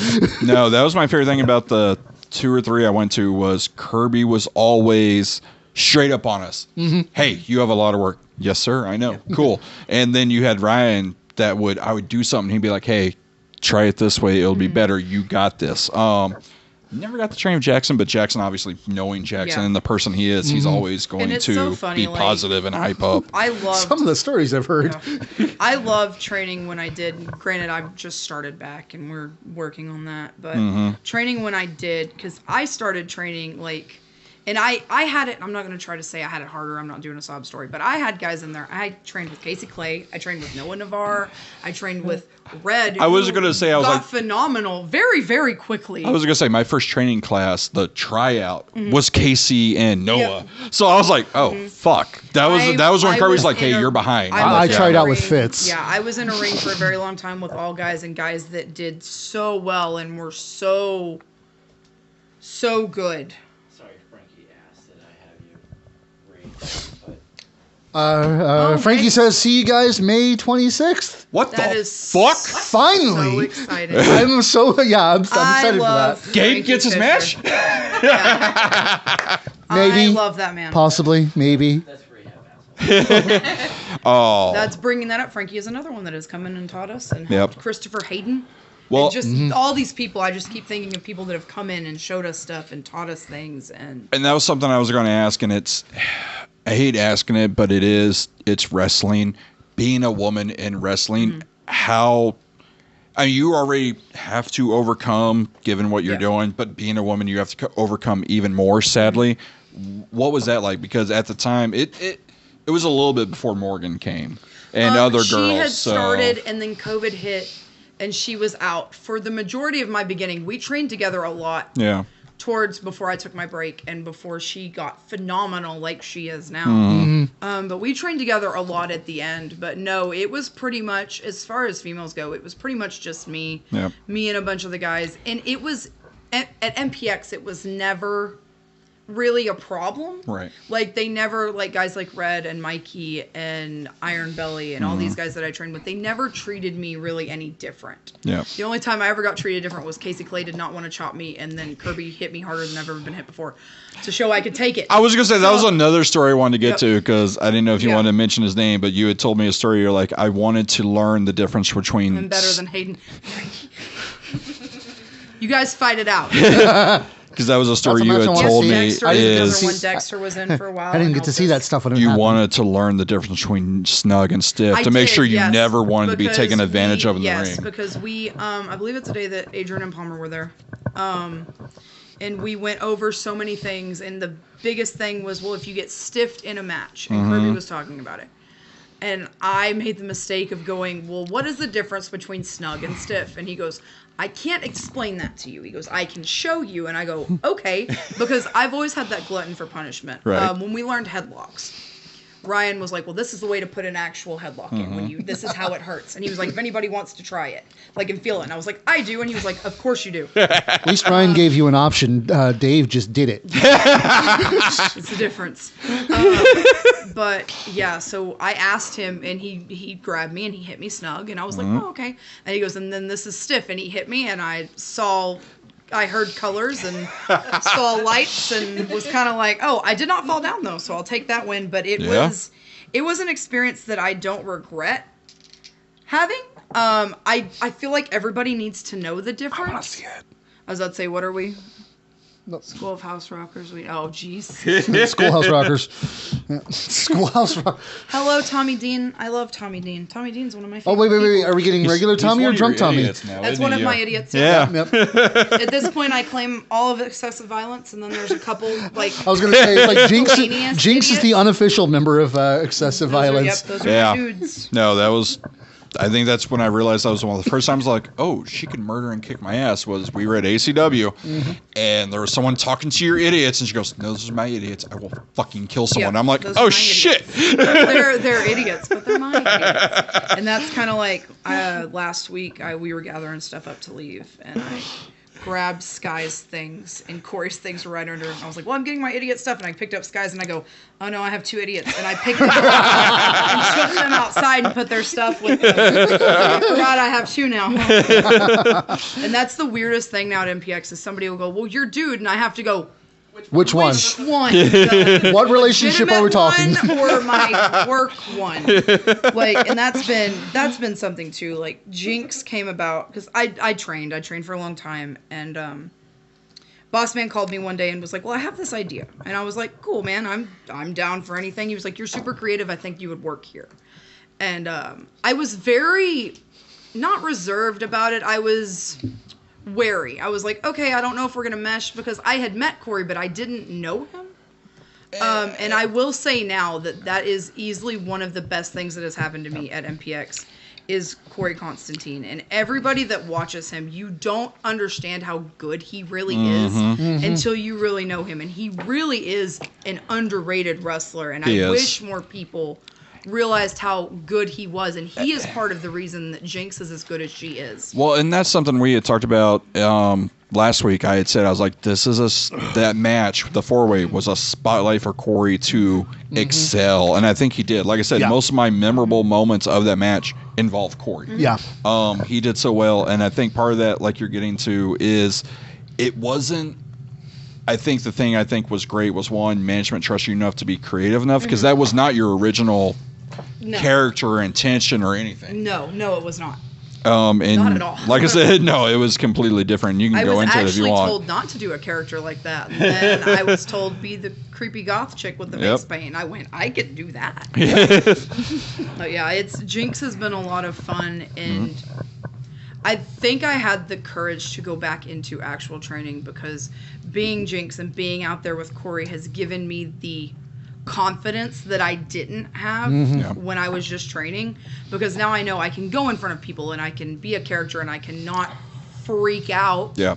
Because that first day I was extremely nervous, and of course Corey and I both, we didn't really know each other at that point. We didn't know how it was going to go, and we kind of went out there and it all just kind of clicked, and we had this really good chemistry together, and we could feed off of each other really well. Because that was something I was going to ask you, is like the pairing with Corey, was that literally like a day of like, hey, you're with him, or was it something like, kind of talked about? No, it was like 2 days before. Okay. I was called first, and I was told, I feel like I was told your significant other will not care about this. You're first. And then I have to call him. And we both said, okay, cool. And then we came up with Jinx, and then we did that very first promo. Yep. That I look back and I go, oh, geez. But it was a spur of the moment thing, and we were told, we were like, this might not work at all. This might be terrible. We never know. You guys might not click. And it was so good, and we did so good together, and it's been so much fun. Well, I mean, to be fair, there have been, we've seen attempts at management in the past, and except for Isaac and Jamie and Brent afterward, you'd see them once, twice, maybe, and then poof. Yeah. So I can see why they might be a bit reticent, but it's worked. It's worked really well. And that was saying, like you even said, like you were nervous, and you look back, and you're like, yeah. And I've even talked about it. And granted, I've even said I may be biased, but I'm like, it's potential. Like you can see the growing, and that's what I liked about always seeing you come out. Is it's okay. You learned to do the mannerisms, the character. Like once you got into it, and once you learned, it was amazing to see that progression. And yeah, like I said, I may be biased, but it's been one of the best new manager roles I've seen. And it was one of those where I think it was the Mikey show. I had even said I would love to see her have a stable of like different people, Mad Prince, Corey Constantine, these kind of crazy out there people. I think it'd be great, like a Heenan family. And I think his first thing was like, you don't want to see her in the ring? I was like, oh, I would love to see her in the ring. Of course it was. Yeah, I remember that. I was like, of course I'd love to see her in the ring. I know MPX, and I know it's got to be the right timing, and it's got to be the right thing, because, again, going back to the whole intergender wrestling, there's very few that make it believable, and granted, knowing you, I know you can make it believable, but it's also, if you look at the women we've had in MPX with, like, Baby D and Athena, it's a Nova to a degree. It's one of those that's hard to kind of be believable. Oh, yeah, it's a different level. But it's it is something that can be done. I just, one, my love for managers, and then two, I think it can be done. I knew that question was going to come up. It's one of those. It's funny. Somebody asked us the week before, is it going to be awkward? And I was like, it's not going to be the first time we've done this. We've done this.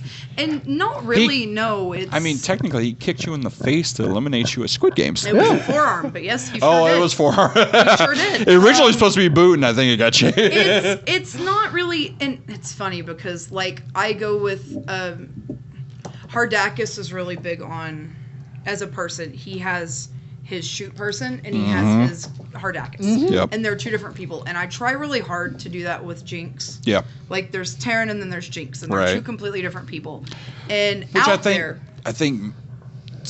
I think most wrestlers should be that way. I think most people who know Sky as Sky and then know who people outside of Sky, it's a complete 180. Yeah. Like, I think the very first time I met him, it shocked the shit out of me. He's one of the few people in which, depending on what I see him, how I see him dressed, my mind actually calls him a different name. Well, if I see him with his hair back and his glasses on, he's not Sky. He's, and it's one of those, it's like, it goes back to the deathmatch people. Like, the first time I met Dimitri, outside of being Dimitri, I'm like, oh, you're one of the nicest, best people in the world. What the fuck? Yes, he's a colossal nerd, and that's one of the reasons I love him. Like Wes, it's like, holy shit, you're completely different. Now Silver's a dick in general, but I love Silver. Silver's an asshole, but he's our asshole. I like giving him shit. It's for the most part.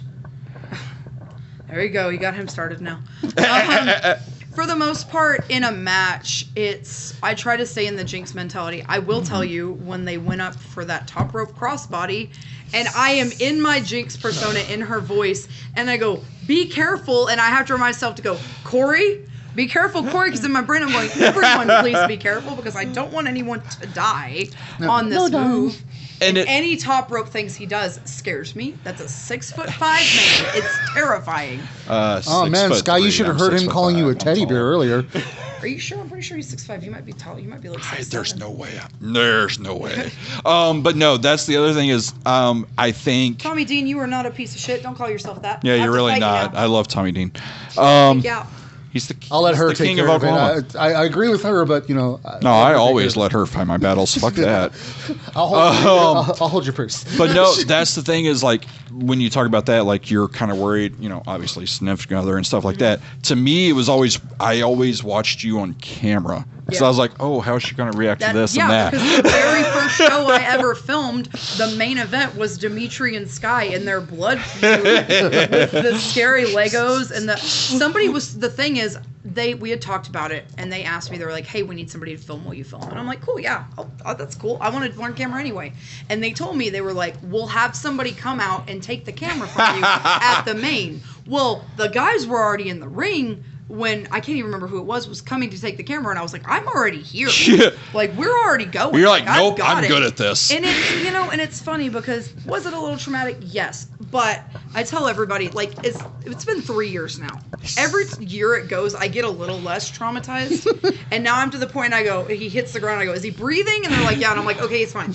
Well, and it's like, cool. it's like for me, I said it on once of our shows, is like, people probably find it weird. I want to see my friend murdered because one, I know that's what he wants. Mm-hmm. Like, I know he wants to do that because it's going to make the show good. Yep. Now, it's afterwards, I'm like, hey, are you okay? That's what I worry more. It's funny. I worry more about him with our friends than I do with people we don't know because I know that they trust each other to go way crazier. Like him and Dimitri, they're going to go all out, not give a shit. If one of them dies in the ring, they're going to die in the ring. Absolutely, yep. It's going to be the same this Saturday with Jason and exactly. Oh, absolutely. Yeah. And again, I've seen that before, and it's like, holy shit. And there's a part of that, like that I watch them, and there's an envious there because I don't know if I trust anybody that much to like put me through a pane of glass or hit me in the head with a thumbtack bat or the crazy scissor bats that they use, and there's just. And people shit on deathmatch wrestling all the time, and I hate it because there is such a different level of trust there. And it's like when you're in a ring, you put your trust in people anyway. You put your life in their hands, but deathmatch wrestling is a whole different level of that. And it's one of those where I'll probably never get in the ring, but if I do, my one dream match is me and Sky in a death match. One, because I know he'll take care of me, and then two, he'll be up for the craziest shit I want to do. Yep. Hey, I want to go through glass. I want to go through fire. I want to go through this, through that, gussets, whatever. I know Sky be like, sure, we'll do it, and we'll do it safely. And it's funny because all of the younger kids, like the trainees that came up and like they wanted to. I remember when Red first started, he wanted to be put through a table so bad. He's gotten his wish since then. But they would all run to him and go, hey, will you put me through a table? Will you put me through this? Will you put me through that? And he's like, if they'll let me. It's like the buff lifeguard at the pool where all the kids go up, throw me in the pool, throw me in the pool. Right. Just beating them in the pool. Yeah.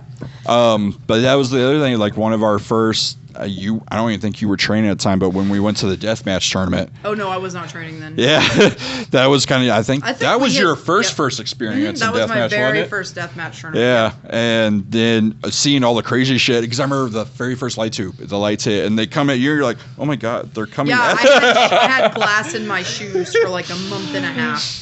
And then the match with Sky, and it's one of those where it's like, oh, I don't know how this is going to work. And I remember you weren't even upset at what was happening. You were more upset, same as all of us, was like, no, fucking hit him. Yeah. And it's funny because now that his opponent in that match is one of my favorite people. Yes, and I have exactly. so much respect. Like, it's if wrestling hasn't taught me anything, it's taught me that like you always say, like, I'm not going to shit on them after a first match. Like, I need 3 or 4 or 5. People deserve a chance because shit goes wrong. Yeah. Like, stuff gets messed up where you're flipping and stuff. Like, you're bound to hurt yourself or slip or trip or any of that crazy stuff. Like, everyone deserves a second, third, fourth chance to prove themselves that, yeah, you can do this. Honestly, in my opinion, everybody deserves a rookie year. Admittedly, at MPX, a lot of our rookies, they have incredible rookie years, but it's like if somebody's brand new, like with Victoria Mosh, I was like, she's a rookie. She's still green. I think this is still her rookie year. Yep. So it's like like not exactly excited for it, but I am at the same time. I'm gonna give that grace because she does deserve it, and it's like there is with certain other women from the DFW area retiring for various and sundry reasons. We need more women wrestlers in the DFW area. And it's so funny because I have become extremely big on Stardom. It's all I watch now, which is the Joshi, the Japanese Joshi wrestling. And it's, as a woman, I say this, and there's, in Texas wrestling, and this is I don't know, unpopular opinion, whatever, with women, you're either really good or you're not. Like, there's the greenness that you take out of there, but you're either really good or you're, Yeah. And, like, MPX has gotten lucky enough that the women we get in are so good. Yeah. Like Kyle said earlier, we have such big shoes to fill. Like, Baby D and Athena paved the way for MPX women. And how do you combat with that? Yeah. Like, Athena is one that I have a very rocky relationship with. We've had a very strange relationship in training, but I respect her so much after everything because she is a workhorse and she is beaten herself down for this business, and she is just so good, and you can't ever deny how good she is. Yeah. First training I went back to, where I spiked myself like an idiot. I was sitting out in the crowd because I was Iron Belly's ride home. She comes in to help with training because she had just been released. Yeah. And the whole time she's just side-eyeing me like, what the fuck are you doing out there? She's a very intimidating woman. Yeah. No, she Extremely gets mad if you're just sitting there. And, it was like when she got told what happened to me, she was a little, she was left me alone, but she was side-eyeing me the whole night. No, that is the epitome of tough love, and it's something that when I started training, I didn't understand because I'm an extremely sensitive person. I always have been, and so I consider everything a personal attack, and that was the biggest thing I had to learn with wrestling that I have finally learned now. Towards the edge of this that I'm coming back, that not everything is a personal attack. Yeah. And you have to be able to take the good with the bad. Because I've had her tell me very good things and I've had her be extremely mean, but you have to take them both. Anxiety's a bitch like that. Well, and that was one thing, because I did hear you talk about it a little bit. I was going to ask you about the whole Stardom thing, because obviously talking with you, I know that. Getting really into that, because again, you even said you don't have much independent experience or wrestling in general. What is some other, I guess, wrestlers you kind of looked up to and you're like, oh, they can do this, I can do that? Or do you mean like for training or like training or just in general? Like I know, I think talking with you, Willow Nightingale was someone talked about that. You I love really her. like Willow. If you bring up Stardom, there's a couple girls. Natsuko Tora and Ruaka are bigger girls, and it's girls that are my size that they go in there and they just murder. Yep. And I look at it, and Joshis are held to such a different standard too. So the fact that they are in this so much higher standard and had to jump through so many other hoops, and that they can do it, it's a look up thing. Right. My very unpopular one that people never like, when I was growing up, I idolized China. As a kid, but especially as a little girl. When I was a kid growing up in the 90s, she was the epitome of women's wrestling. I thought Lita said it best that China kind of paved the way for the. Well, and that's the thing. I think a lot of people, it's China's extracurricular that makes them look down on her. But when you actually, it's what happened when you after. go. That's the thing. When you go and rewatch her stuff, no, if it wasn't for her, a lot of people wouldn't. Because of course there were the other women there, and I love Trish Stratus, and I love Lita, and I love all these women that came after her. But like you look at it, and there was China, and she was different. She was so different because all these other women, they were small and they were skinny and they were. I don't want to say fragile because they were still tough bitches. Right. But like she was just they were the predecessors to divas. Sunny was fragile.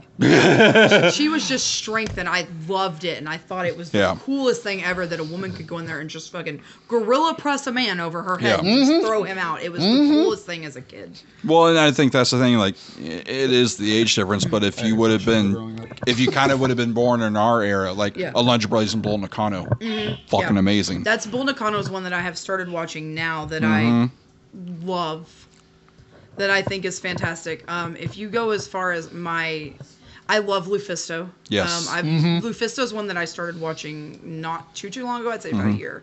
I really like her. I really like Lady Frost. I really like. There's so many people. Alley Catch. I know. One, I did not appreciate her when I started watching indies, but she has come such a long way. And she is such a badass bitch. When she changed, I love the Alley Cat thing, but when she changed, holy shit, it was amazing. That's what they're very good. But if you want to talk about like idolization, Jessica Havoc is my epitome of who do you want to be when you grow up, and it's Jessica Havoc. Like that is, she has always been my number one idolization because she's such a badass and she's so just unapologetically who she is, and she never apologizes for what she looks like or that she's larger now than she was when she started, and she talks about it all the time because I follow her on all social media. And she is literally like the idolization. Like that's what I want to be. That was one of the first ones we talked about, and you're like, I will fight you. Yeah, I know. He wants to fight about Julia. Julia is one in Stardom that she's incredible. She's Sky's favorite. She is not my favorite, but she is incredible. They are all incredible. That is my biggest thing because Dimitri's in here. He'll start screaming about Siri in a second. They are all incredible. There is not a bad Joshi in Stardom. Not one. And that is my favorite thing about it is because you watch it and there's not a bad match.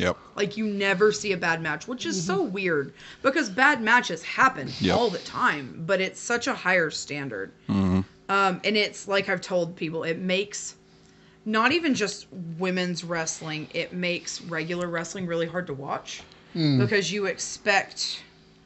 You know. Don't say that. Oh no. Hello, Richard. I don't have time for you today, Richard. But no, that's the thing is I think what's crazy to me is Japanese wrestling is such kind of a niche thing, and for someone who had no experience in wrestling in general, so to speak, and you kind of gravitate towards that, I'm like, holy shit. It's so funny because the gravitation, like, it was there because I enjoy it and I really like watching them. I started watching Stardom on my own, but the gravitation towards Japanese wrestling, it's funny because Sky is very big into Japanese wrestling. Dimitri is the one that when I started training was like, watch Bull Nakano. Watch this person. Watch Minomi Toyota. Watch these women and do this. Like he was very, very big in that push towards Japanese wrestling. Another one now is Matlock. Like me and Locke bond over our love of Stardom, and he's one of the ones that when I got big into Stardom, we talked about it a lot. But there was a push there. And it's funny, like I've watched so much. I have so much wrestling knowledge now that I did not have 2-3 years ago. But it's so funny that I got that much knowledge in this small of a time. But it's been so much fun learning it, like, and it's just stuff now that I just remember, and it's one of those like, oh, I probably lost some math. What? I didn't say anything, Richard. What? Yeah. Richard says I'm sure you do. I didn't. What? But no, and that's the thing that I love. Like, I love our car rides because that's pretty much all we talk about is wrestling. And hearing, and again, like I said, we go back to it makes me feel so old because I think it was, what was it, last time you were like, yeah, I didn't know Kevin Nash and Diesel were the same person until later. That was a very long time ago. We had it was not Diesel, it was Scott Hall. Because when I started watching old stuff, I fell in love with Razor Ramon. And I thought his character was phenomenal because I literally went back when the WWE God damn it.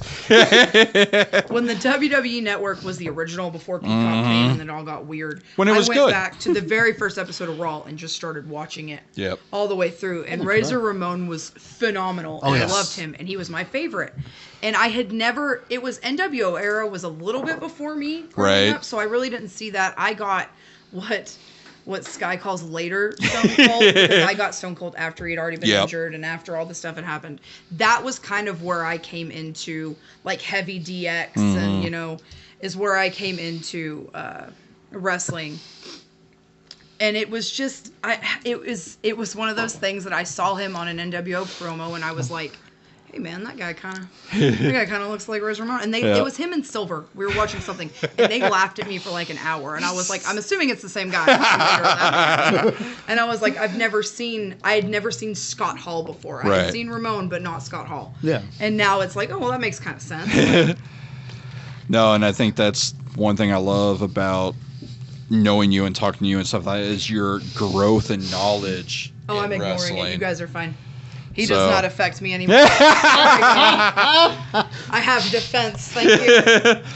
But no, that, like I said, knowing you and then learning and talking to you about your growth and wrestling knowledge and everything is just great. And then, like I said, seeing your growth as a performer, and everything coming about it, I think it's just phenomenal. And it's one of those where it's probably weird for me to say because it's, one, we're friends, and then two, the age difference in male and female, but you're someone who I look up to, and the fact that you're doing something that I want to do, and you're doing something so well, and I'm also, it's kind of like I said with the others, it's weird to say I'm proud, but I am. I'm super proud of everything you've done and where you're at and everything. It's great. I appreciate that. And it's one of those that, like, I'm like 28. I don't think anybody knows that. I'm 28 years old. Tatum did not believe me when we had this conversation. He actually, he reacted to the point I was like, is this an insult? But I'm 28, and in 28 years, like, I'm one of those people, and that's not the sob story, whatever, but I don't really feel proud of myself often. But wrestling is one of those that I feel proud of myself. It's like when you do something that you did not think you could physically do. It's a very rewarding moment. Like, very rewarding, because it's hard. Yes. Like, anyone that tells you that you sit in the crowd, because you sit in the crowd, and it does not look hard. In the crowd, you go, oh, cool, I could do that. Like, that looks real cool. That looks like fun. Like, you know, I could do that for sure. And then you get in there and you're like, cool, I've got this. We got some cardio. The first day of training, I fell on high knees, lost my shoe, and busted my nose on the mat all in one move. And it was horrible. And it started a whole joke that they still make fun of me about a year later. But it's been so much fun. Pay him, Jay. Oh, hello, Remedy. And also, Remedy yes, here. Remedy. Yes. It is. It's very much like My that. guy. Yeah, Dad says pay Richard. Yeah. I'll have production get on that after the show. Thanks, PR. Sounds like wrestling, yes. Everything sounds like wrestling now. It is. And that's what, after you spend so much time in wrestling, like, the lingo sticks with you.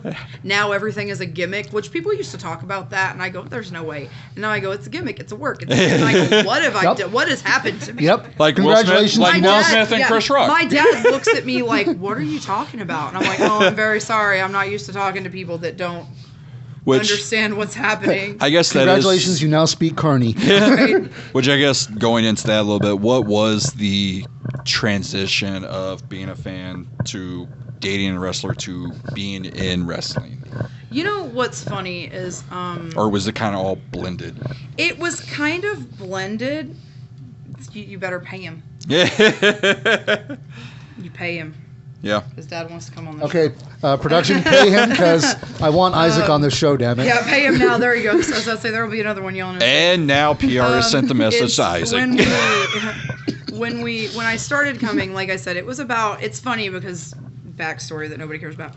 I was at MPX for about 6 months, and I got into my relationship before the one I'm in now, and he was a terrible person. And I say wrestler lightly, because he had trained like 3 years before and he had done nothing with it and had 2 bad knees and bad eyes, and he's a terrible person. We don't try to talk about him. But when we stopped dating, I went back to MPX because I was like, there was nobody to go, oh, well, I don't like that place and I don't like those people, and he didn't like anybody because they didn't book him. So that was one of those things, the petty wrestling whatever, that you're not really a wrestler but you act like one. You dated Aaron Emerald? Huh? No. God. Sorry. The sad part is the name's really close to that, so we're oh God, it is. Go from that, yeah. Think about it, and it is. But so I stopped going for, it was about a year actually that I disappeared, and he went the weekend. It's funny, the weekend I kicked him out of my house. He went out of town, and I came back to MPX, and I expected, I'd been gone a year. I didn't expect anything. I wanted to go, and I remember coming up to stand in line, and the Coles were there, and you guys were there, and everybody was just so happy to see me, and I had never really had that. And so it was a very strange, like, oh, like, they didn't forget I existed. And from then on, it was a consistent thing. And then if you hit, I guess that was like January, you hit March, and I had made a friend in November, and he was a big dumb idiot man that tried to kill himself all the time. And he had went to a show in Austin and did not have a ride home. And I remember messaging about it, and we had been friends since like November, and I remember him going, well, I don't have a way home. And without a second thought, I was like, well, I kind of wanted to see that show anyway. Like, I've never been to an ACW show. I really want to go. I'll come get you. And I remember he was very like, are you sure? Like, it's a very long drive. And I drove all the way there, 3 hours there, and we drove 3 hours back in the monsooning rain, which is the second worst rainstorm I've ever been through. The very first, Kyle was. I was gonna say, I was like, Kyle I was there. The worst. The second worst. That's rainstorm. my favorite. Is I fell asleep, something happened. I wake up and just look at Silver, and Silver goes, "We're gonna die." Oh, it was Wesley. Oh, well, yeah. I was like, oh who shit. Slept through this entire rainstorm. It's very scary. But we drove all the way home. He did get the shit beat out of him. He was tired. It's funny. About a week later, we were dating, and we've been dating ever since. And it's been March of 2019. So we transitioned there, and it was a funny transition for going from fan, because I was such a hardcore fan, and I loved sitting front row, and I loved doing the stuff. And then it was, hey, I've got this stuff. Will you make sure I get the money for it? And I was like, cool. And then it was, hey, all of these guys have stuff and nobody to sit here with. Will you make sure they get their money? And it was like, okay. And I remember, because that kind of, I don't want to say that gets you an in, because it really doesn't. Because it still was that, girlfriends aren't allowed on the back, and you're not supposed to be back here, and you're not supposed to be. And then so, but I'm working like, your merch table. Yeah. And it was, and I was always. There were some girls that would come, and they had terrible manners and acted like psychopaths and got drunk and fell down, and I was never that person, so I think that they kind of just let me be, because I was just there to work and have fun and help. And I decided to train because it's something that I had always wanted to do and always been told that I couldn't do. And fun fact, I originally went to training to ref. People had talked me into that reffing might be better, and that it's a lie, because I was told that it's not as physically taxing, which is a lie. You got lied to, yeah. It's a lie, because these men kill themselves up there every week, and their poor knees. Yeah. Their poor knees, the fact that they have to take, so much into account. I remember getting there, and Kirby had the paperwork, because you have to sign the paperwork, whatever liability. And I remember him going, cool, what do you want to do? You want to ref? And I go, I said yes. I remember going, yes, but Kirby's so good with people, because I know there was a moment that he looked at me. He'll say he isn't. That's what he goes. Are you sure? Like, I need your shit today, Taryn. You never do, but I'm always here anyway. That's what Kirby asked me. He looked me in the face and he was like, well, what do you want to do? And nobody had ever asked me that. That was not a question that I had ever been asked. And I remember looking at him and I was like, well, I want to wrestle. And he would slam the paper at me. He goes, cool, we're going to fucking do it. And I went, oh, okay. And that's how I got where I am now, is because of Kirby. And like I said, I took some time off. Stuff happens, life happens, and you have to take that break. But Stephen Kirby is the reason that I have any confidence at all in myself as a person, in myself as a person, I never thought I was good enough for anything. And then Kirby was like, but you are, and I'll show you. You do this, and this really well. Just because you don't do these things well doesn't mean that you're bad, and I'll show you how to do it better. Yep. And it's just like when you talked about people that are just too good human beings. Yeah. It is, whether he thinks he is or not. Stephen Kirby is one of the best people that I've ever met. No, he's the greatest human being alive, remember? That is an accurate statement. It is, and it's one of those where even in doing our show, I've always felt not confident. I'm like, why the fuck do people watch us? I don't get this. And Kirby would immediately be like, yeah, you do this, maybe try this, but you do this. And I'm like, oh shit. He's so good at that. Yeah, it's amazing.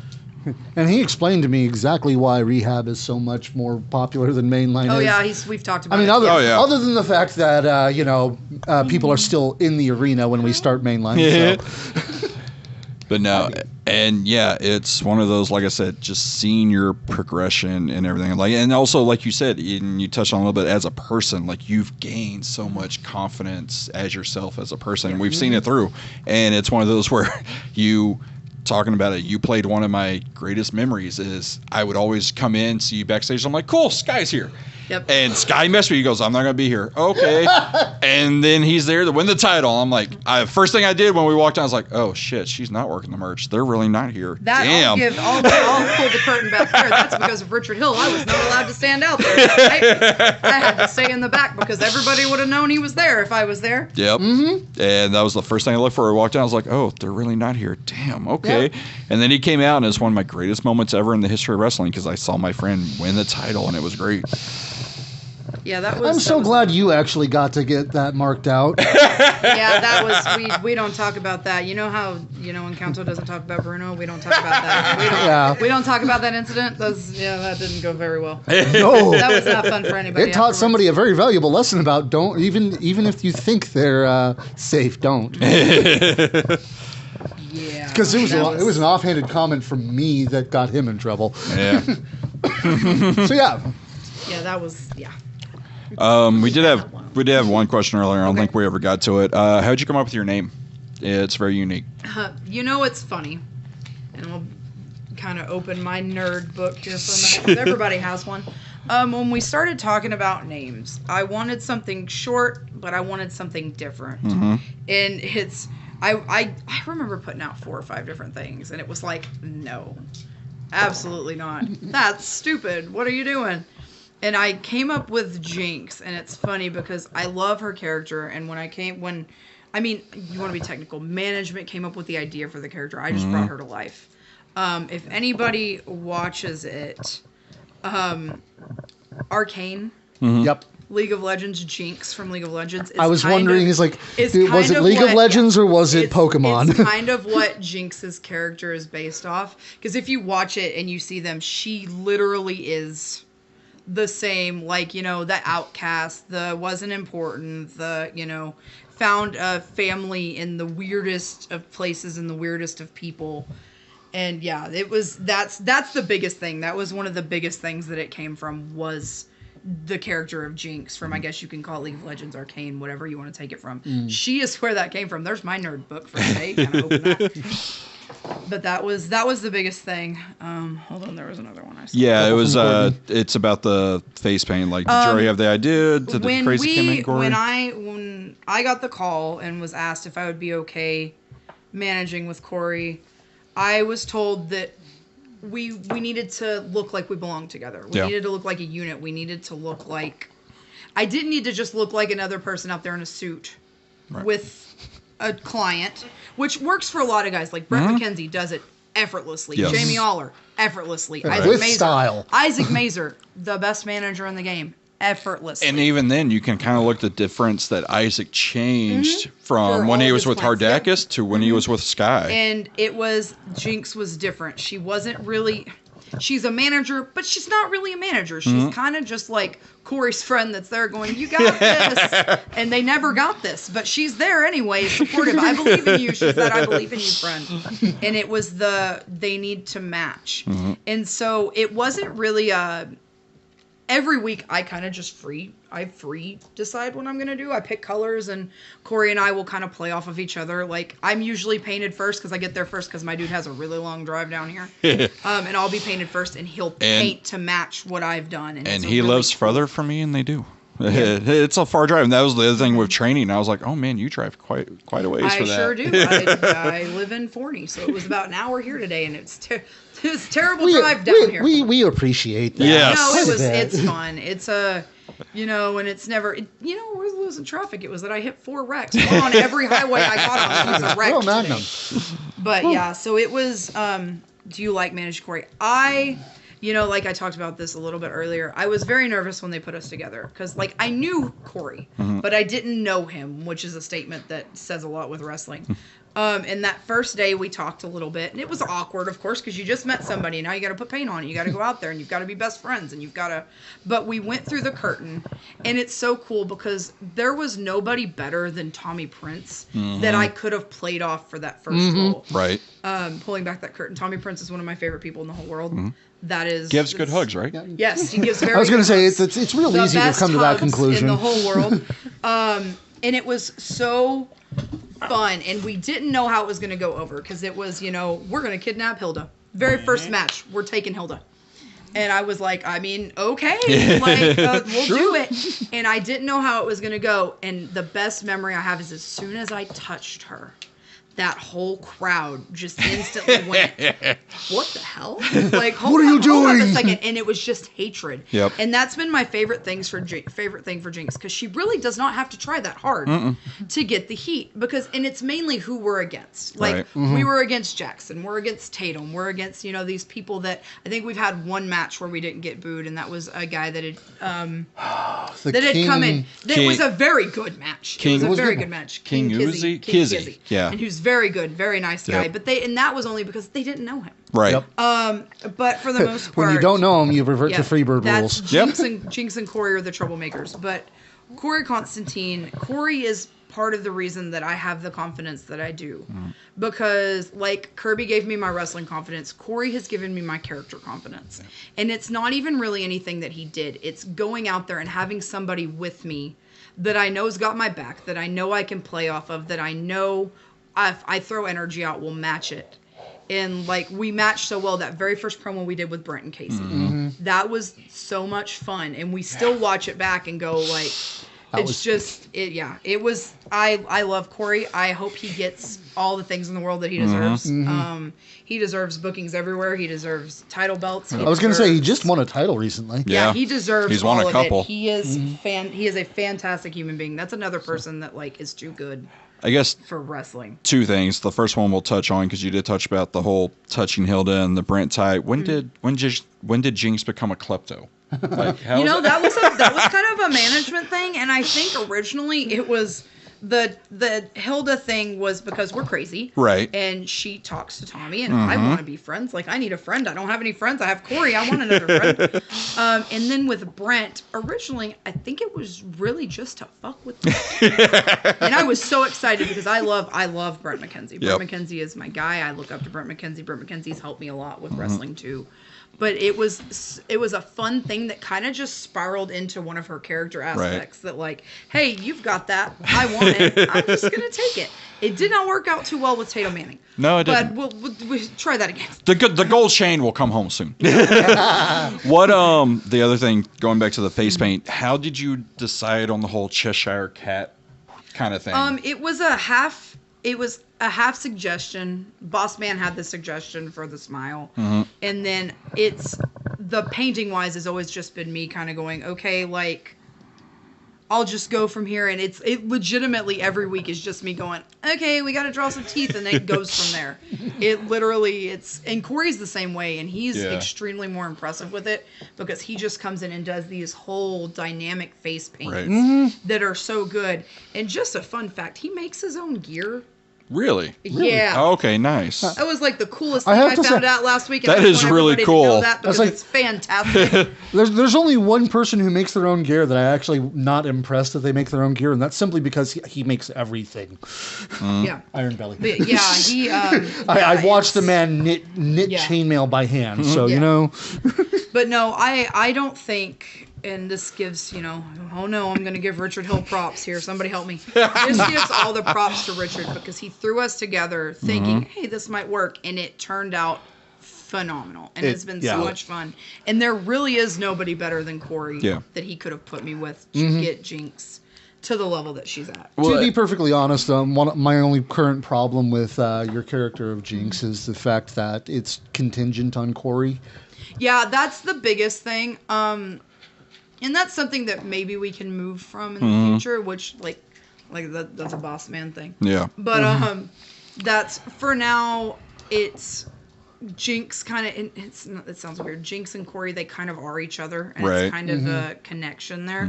But I do think that she could work really well with somebody else, given the opportunity and the style and the time and stuff like that. Well, and that's the other thing, like, I guess, what was your mindset when they first talked about this? Because we've seen, obviously, Isaac, Jamie, they're like tops of the managers.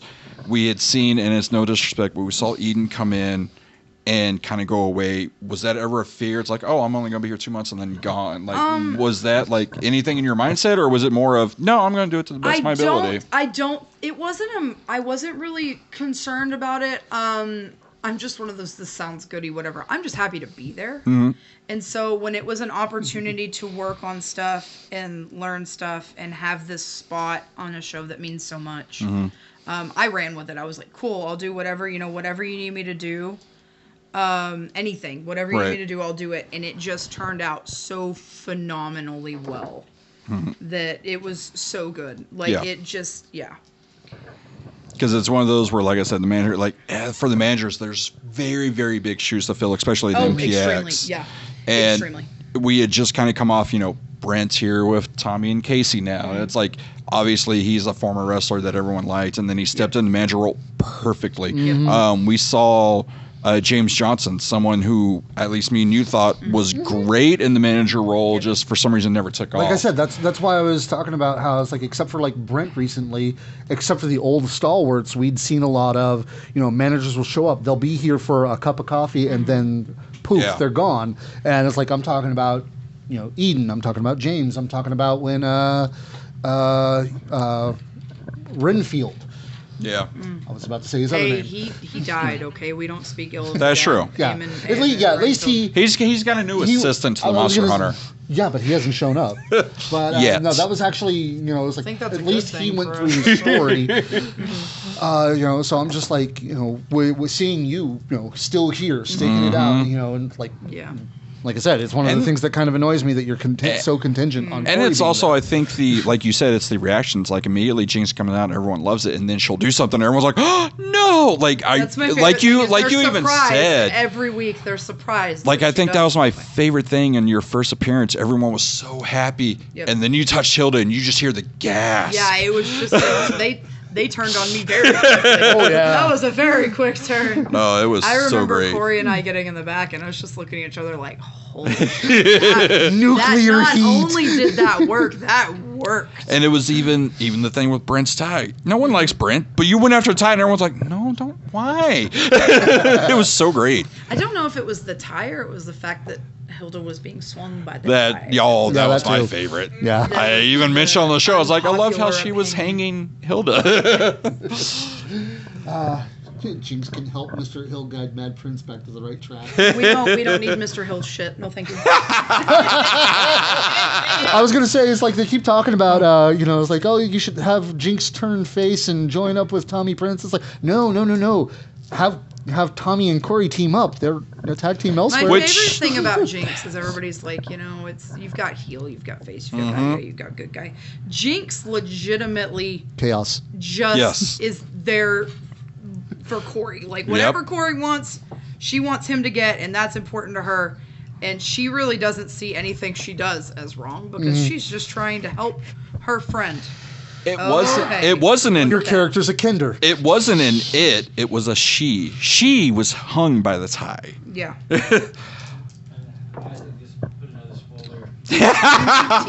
Holy crap, now I'm nervous as hell. So am I. It's like, this whole house is going to be... nervous, and I'm like, alrighty, scary man. Not even that. It's just someone I look up to so much. Yeah, same. And it's funny when they put me in a management role, like... It's so funny because up until about a year ago, understandably, I was terrified of Jamie Aller. Yeah. Baby D will laugh about this story because she is the one that went to him and was like, hey, she's scared of you. And I remember him coming up to me at the show and going, you're scared of me? And me going, sir, I've seen very scary things. I've seen chairs get thrown. And you're very intimidating. You're a very intimidating man. And it's so funny when she and I had that first match, that birthday party, he was one of the biggest supporters, and it was so funny. I told Sky, I was like, if you would have told me a year ago that Jamie Aller would be one of the people in my corner going, you got this, you can do it, then I would never have thought it. And then when I started managing Corey, he was one of the ones that was like, you've got it, you're doing really well. And I was like, okay, cool, I've made it as a manager. Jamie Aller thinks I'm doing well. I have made it as... I've done it. I've done what I needed to do. Because Jamie has that effect on people because not pulling it too much back, there's a certain XV guy that's like, oh, he hates me with a passion, and he was like, no, I don't. Just do this, do that, and I actually like your work. Yeah. And it's like, oh shit. Jamie's got that intimidating factor because, like you said, he's very particular.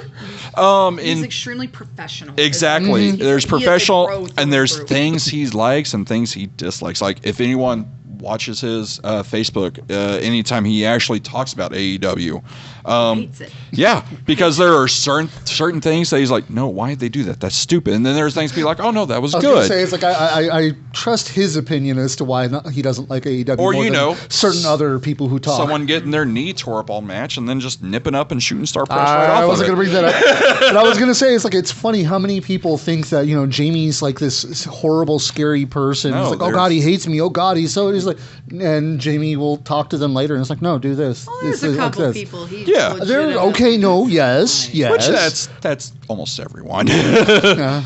There are certain people you just like and certain people you don't like. Yeah. But, it's like I'm talking. What's funny is the two biggest stories I know are both people from XV. So, Yeah. It's not you he doesn't like, it's your partner. Right. Pretty sure he hates Doug. I feel like everybody Oh, tries yeah. it. I don't, but I've never had a problem with Doug. I was gonna say, I've never had a problem with Doug, but I have a giant murder man, so I really don't have problems with very many people. Yeah, I was going to say. I don't have problems with very many people because, Yeah. and it's that my favorite thing is my good friend Nick Nash. He likes to say, "I'm not scared of him. I'm scared of you." So Yeah, it's funny when they first see you, everybody's scared of Sky, and like, oh, she's small, cute, and adorable. She's the one being protected, and then they get to know y'all. Yeah. No, she terrifies me. What? No. What? Okay. But yeah, no, that's one of those things where it's meeting. It's different personas and like meeting someone and then meeting the real them. Yeah, to be perfectly honest, I will always be grateful to Jamie Aller because he's the first person who legitimized me. Maybe you should set him on fire. That's a very good point. Yeah. Very good point. I need to remember that. I should have set Tatum Manning on fire. That you would have a gold chain right now. I was about to say I'd have a gold chain and some really wanted the sunglasses. Cool. Sunglasses were a point. Okay, let's go ahead and get one last question in, real quick. Cool. What, was there one? I Does don't it know. say I'm looking? I don't. I'm not seeing. Well, okay, then we'll go. with one of the, Courtney, what do you have next? Yeah, I was like, you and Sydney, I think the only ones that have asked questions. yeah. Where is Sydney? Her phone died a Oh. long time ago. But I was like, I don't she know. should be back by now. I was like, I don't know if she's at work or not. Suck. Bummer. But okay. Then I guess Biggest mistake you've made that you don't No. he hates that question so much. I love it. Biggest mistake you've made that you don't regret. And this is gonna go. Yeah, there it is. There's two sides of a coin there. Biggest mistake that you don't regret. I don't know if I would consider it a mistake because most people wouldn't consider it a mistake.